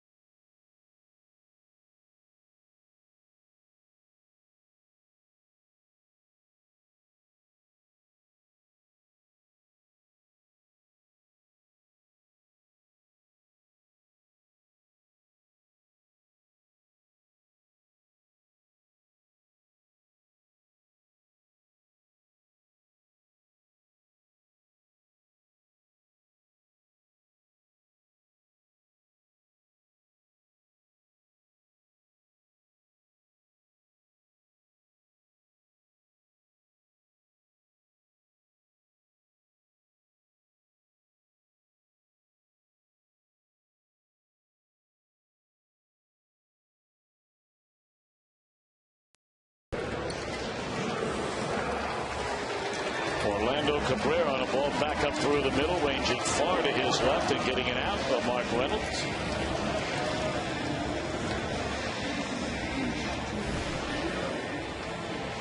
Well, the Reds are coming to bat in the bottom of the 8th inning. And no longer Rodrigo Lopez. They will hand the ball to right-hander Aaron Heilman. Reds have seen a lot of Heilman through the years, most recently with the Cubbies. 7 excellent innings out of the Arizona starter. And Drew Stubbs shows butt and takes ball 1. 8 hits, 1 run. Not a single walk issued by Rodrigo Lopez today, and he fanned 4.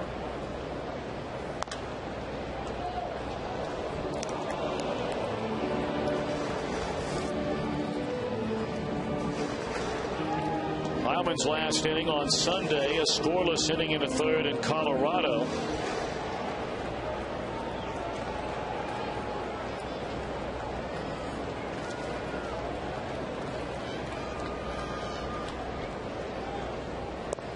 Good breaking ball to get ahead.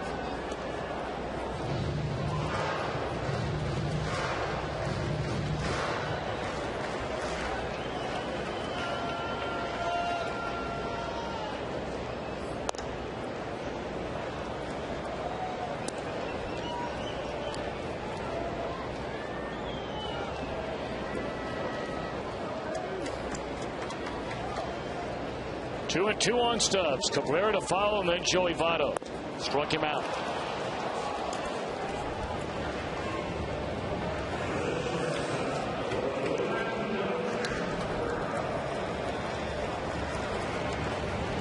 Pretty good crowd for a Thursday afternoon game here at the ballpark. 22,090 on what has turned into a very, very nice day.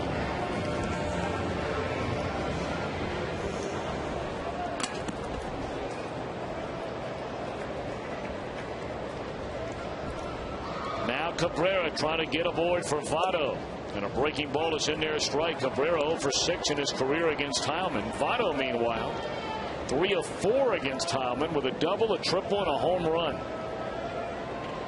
So let's see if the Reds can get Votto to the plate in this 8th inning, representing the tying run, down a pair. 0-2.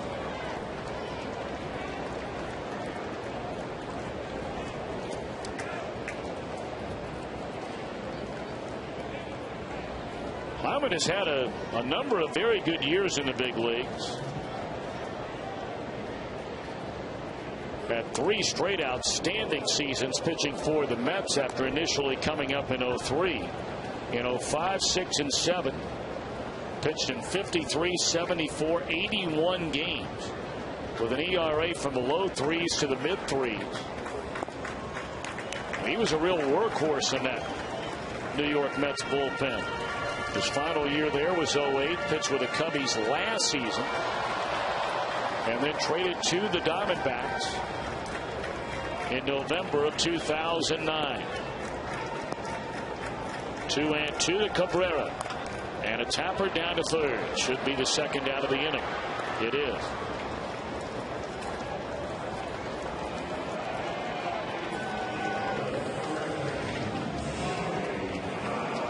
Of course, Heilman is from Logansport, Indiana, and graduated from the University of Notre Dame in 2001. Arizona bullpen has been just a disaster from the start of the year all the way up until now. You know, one way you can measure it is by an earned run average. They've got the worst bullpen earned run average, but they've also blown the 2nd most number of saves. That's what the Reds are hoping for right here. The Reds are on that list. They are 7th in the league in that category, having blown 17.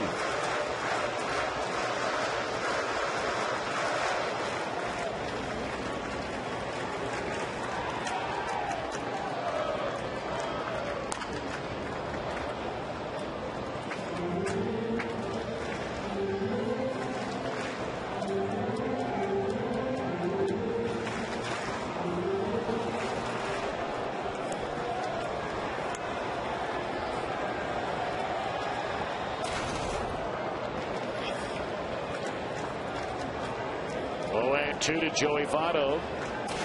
2 outs, nobody on, and Heilman going to work. Fastball up and away.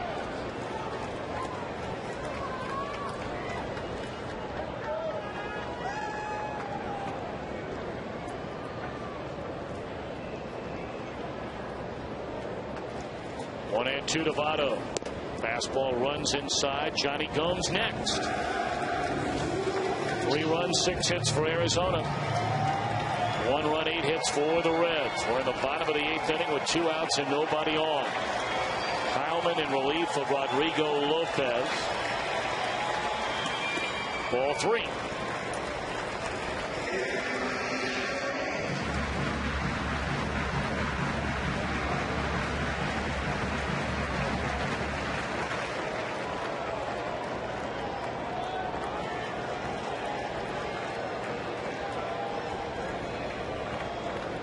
Three balls, 2 strikes to Joey Votto. Off the end of the bat, lifts a fly ball into left center field. Playable out there, and that'll end the inning. So 1-2-3 for the Reds in the 8th. We march on to the 9th, and the Diamondbacks still lead by 2.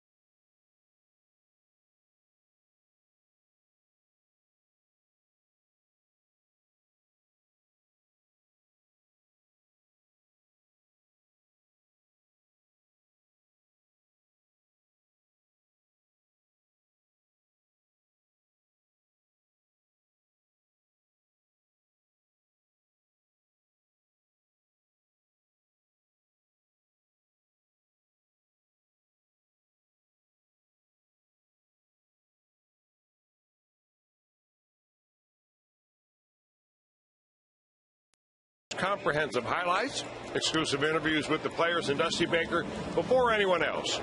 That's Reds Live, brought to you by Kings Honda in the Kings Honda Auto Mall. Visit KingsHondaUSA.com. Well, now we get a look at Jared Burton. This is his 2010 Reds season debut. Was brought up on the 13th just 3 days ago. Began the year in Louisville on the DL with a thyroid dysfunction. And once he came back and pitched, man, did he pitch well. A 2.61 ERA in 33 games. Of course, all of us thought Burton would be a very integral part of the Red staff for a long, long time after he was brought to the major leagues as a Rule 5 draft from Oakland.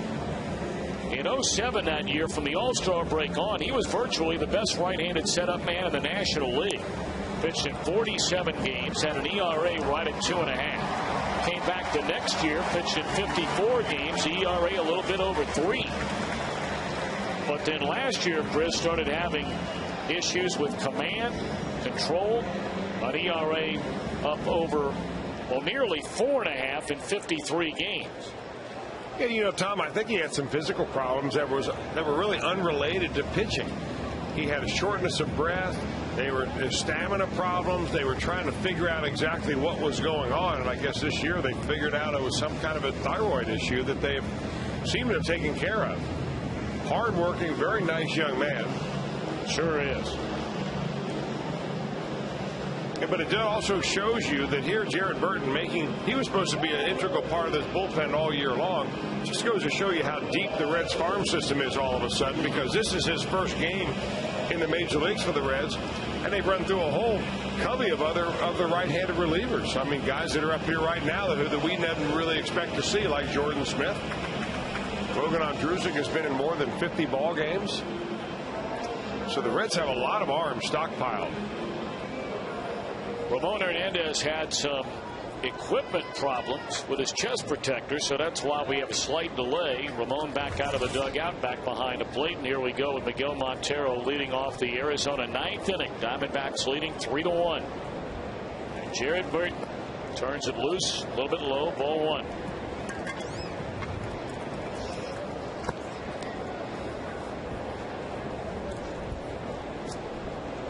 Remember that 2000 year like it was yesterday? Because he was a Rule 5 draft away from Oakland, the Reds either had to keep him on the major league roster when the regular season began, or they had to send him back, offer him back for money. Very wild when he made his major league debut. In fact, he walked all 3 batters that he faced. Shortly thereafter went on the DL with a hamstring injury. Here's a fly ball into right field by Montero, and playable for Bruce, one away. He was reinstated on the 9th of May that year, and over his next 10 outings had a lot of problems, went on the DL June the 12th. Then when the Reds opened the second half of the year in New York after the All-Star break, they had had so much failure from so many other relievers in the bullpen that Pete McCannon, who had taken over as the interim manager, said, who am I going to give the ball to tonight with a 1-run lead in the 7th? And Dick Pohl, the pitching coach at the time, said, well, Jared Burton is more than healthy and says he wants the baseball and has thrown the ball well when he's been down there in the bullpen. And from that moment on, Burton was virtually unhittable over the second half of the year. That must seem like a lifetime ago for him. He really must. He's kind of an interesting right-handed pitcher because his ball really doesn't run away from left-handers like most righties does. It has a little bit of a cut, which goes down and in towards left-handers away from right-handers. And that's his natural movement on a fastball. And you know, the Reds have worked with him over a couple of years trying to get him to sink that ball, make it back up a little bit, but really to no avail. So he's gone back to what has gotten him here in the first place. 0-2 to Ryan Church, and that misses outside. Burton, born, raised, still makes his home in Westminster, South Carolina. Pitched collegiately at Western Carolina University. The Catamounts. That's not all that far from Maggie Valley, North Carolina, right? Right around the corner, actually. You ever been down there on the campus? Oh, yeah. Beautiful campus. Set up on a hillside. How do you pronounce the name of that town? C-U-L-L-O-W-H-E-E. Cullowhee. Cullowhee. Cullowhee.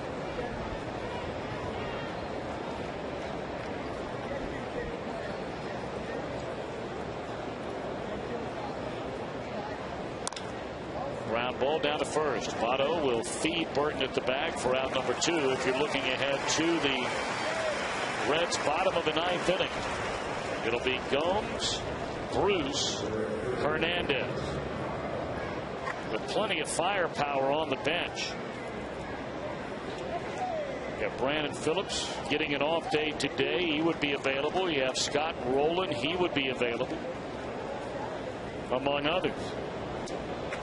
Yonder Alonso is a left-handed batter.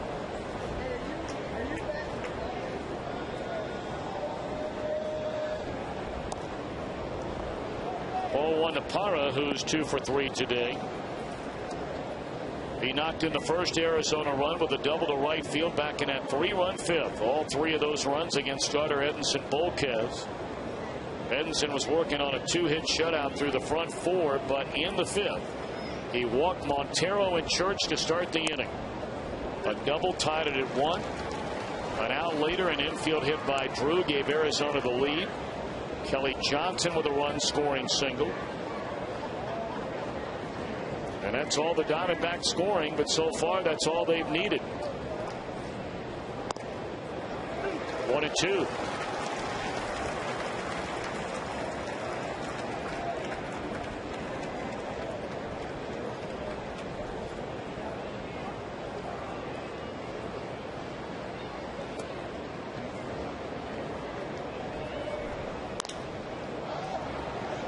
Fly ball center field. So the Reds will come to bat in the bottom of the 9th inning. A nice job by Jared Burton. Welcome back to the big leagues, young man. Gomes to start it with the Reds down a pair.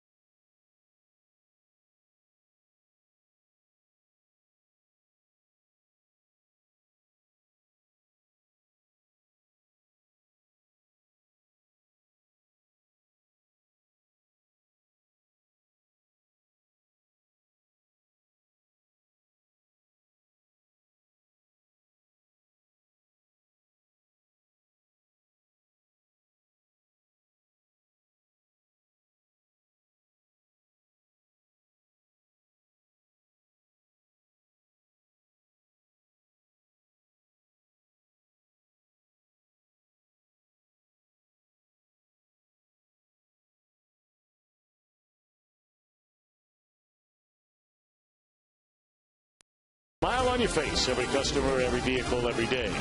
By the Basement Guys. Enter to win the free basement giveaway from the Basement Guys. To enter, go to thebasementguys.com. And by Cincinnati Children's in the top 10 for all selected pediatric specialties in U.S. News and World Report's 2010 Best Children's Hospitals. So the bottom of the 9th inning. And Arizona, after getting 7 very good frames from their starter Rodrigo Lopez, had a perfect 8 from Aaron Heilman. Now we'll hand the ball to right-hander Juan Gutierrez.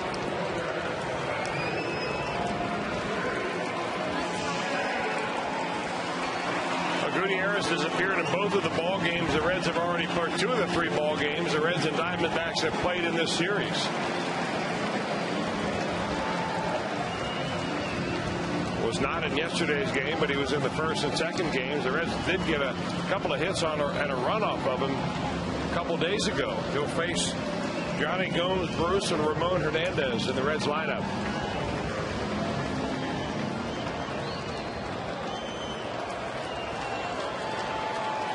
Of course, Gutierrez somehow, someway got out of that bases loaded jam to end the game. The only game Arizona had won in this series. As there's a ground ball off the bat of Gomes, right at Mark Reynolds. 1 out. Reds got a run off of him, but Ramon Hernandez lined out on a great play made by Upton to end the game. Fox Saturday Baseball Game of the Week. The pennant race heats up. The Padres and the Cardinals will get together in St. Louis. Fox Saturday Baseball presented by Gillette returns 4 o'clock Eastern Time on Saturday. The 1 pitch and 1 out for Gutierrez, who proved the other night he can be extremely wild. You may remember he walked a batter, then hit a batter to bring in a run, making it a 3-1 game, and then got Hernandez on that line drive. 1-1 to Jay Bruce. A bloop and a blast. We'll tie this baby up, but the Reds offense has been extremely quiet here today. That ball hit hard, but right at the left fielder. And the Reds are down to their final out. Gutierrez has gotten much better as this season's gone on. Go back to the 1st of August, spanning 13 games. He's only allowed 2 runs for a 1.35 ERA and has not blown a save.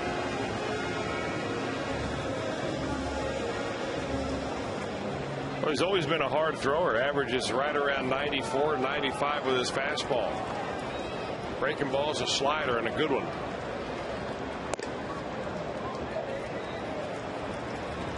Hernandez 0 for 3 in the game.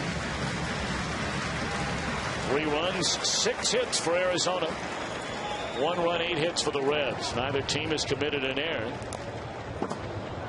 Reds have left 5, the same number for the Diamondbacks. Arizona trying to get out of here with a 4-game split. Their other win in this series, a 3-1 decision.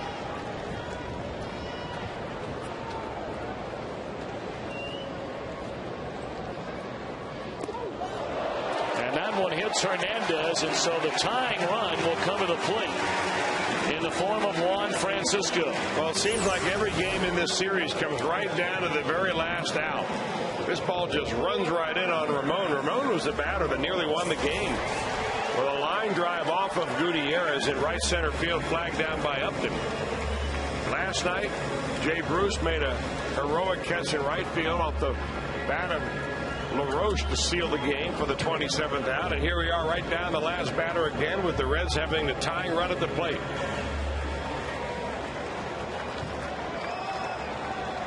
So now Francisco with extraordinary power. To give you an idea of how bad Gutierrez early was, he's given up more home runs than any reliever in the league. But he has not given up one since July the 20th.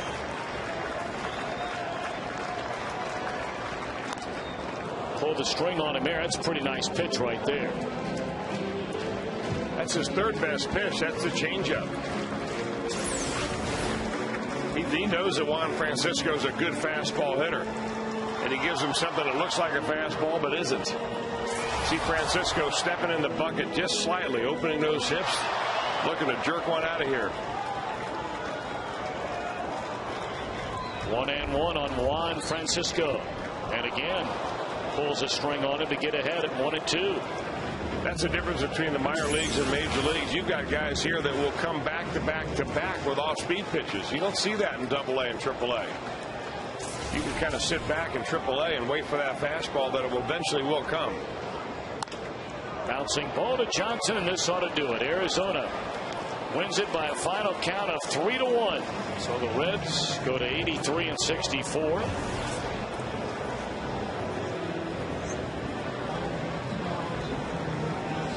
The Diamondbacks will make their way to Pittsburgh. The Reds will begin their final road trip of the year tomorrow. A 3-city, 9-game, 10-day trip that will begin in Houston.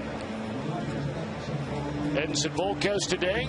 Your thoughts? I thought he pitched a pretty good ball game overall. You know, there's a lot to build on for Volquez. He did strike out 7 batters in 6 2/3. It was a quality start if you want to measure it by that. He gave up only 3 runs in 6 2/3. And, you know, I think that overall Edinson Volquez, little by little, is showing himself to be maybe the guy that the Reds are going to go to in the postseason. That's still a far way away. They've got some work to do.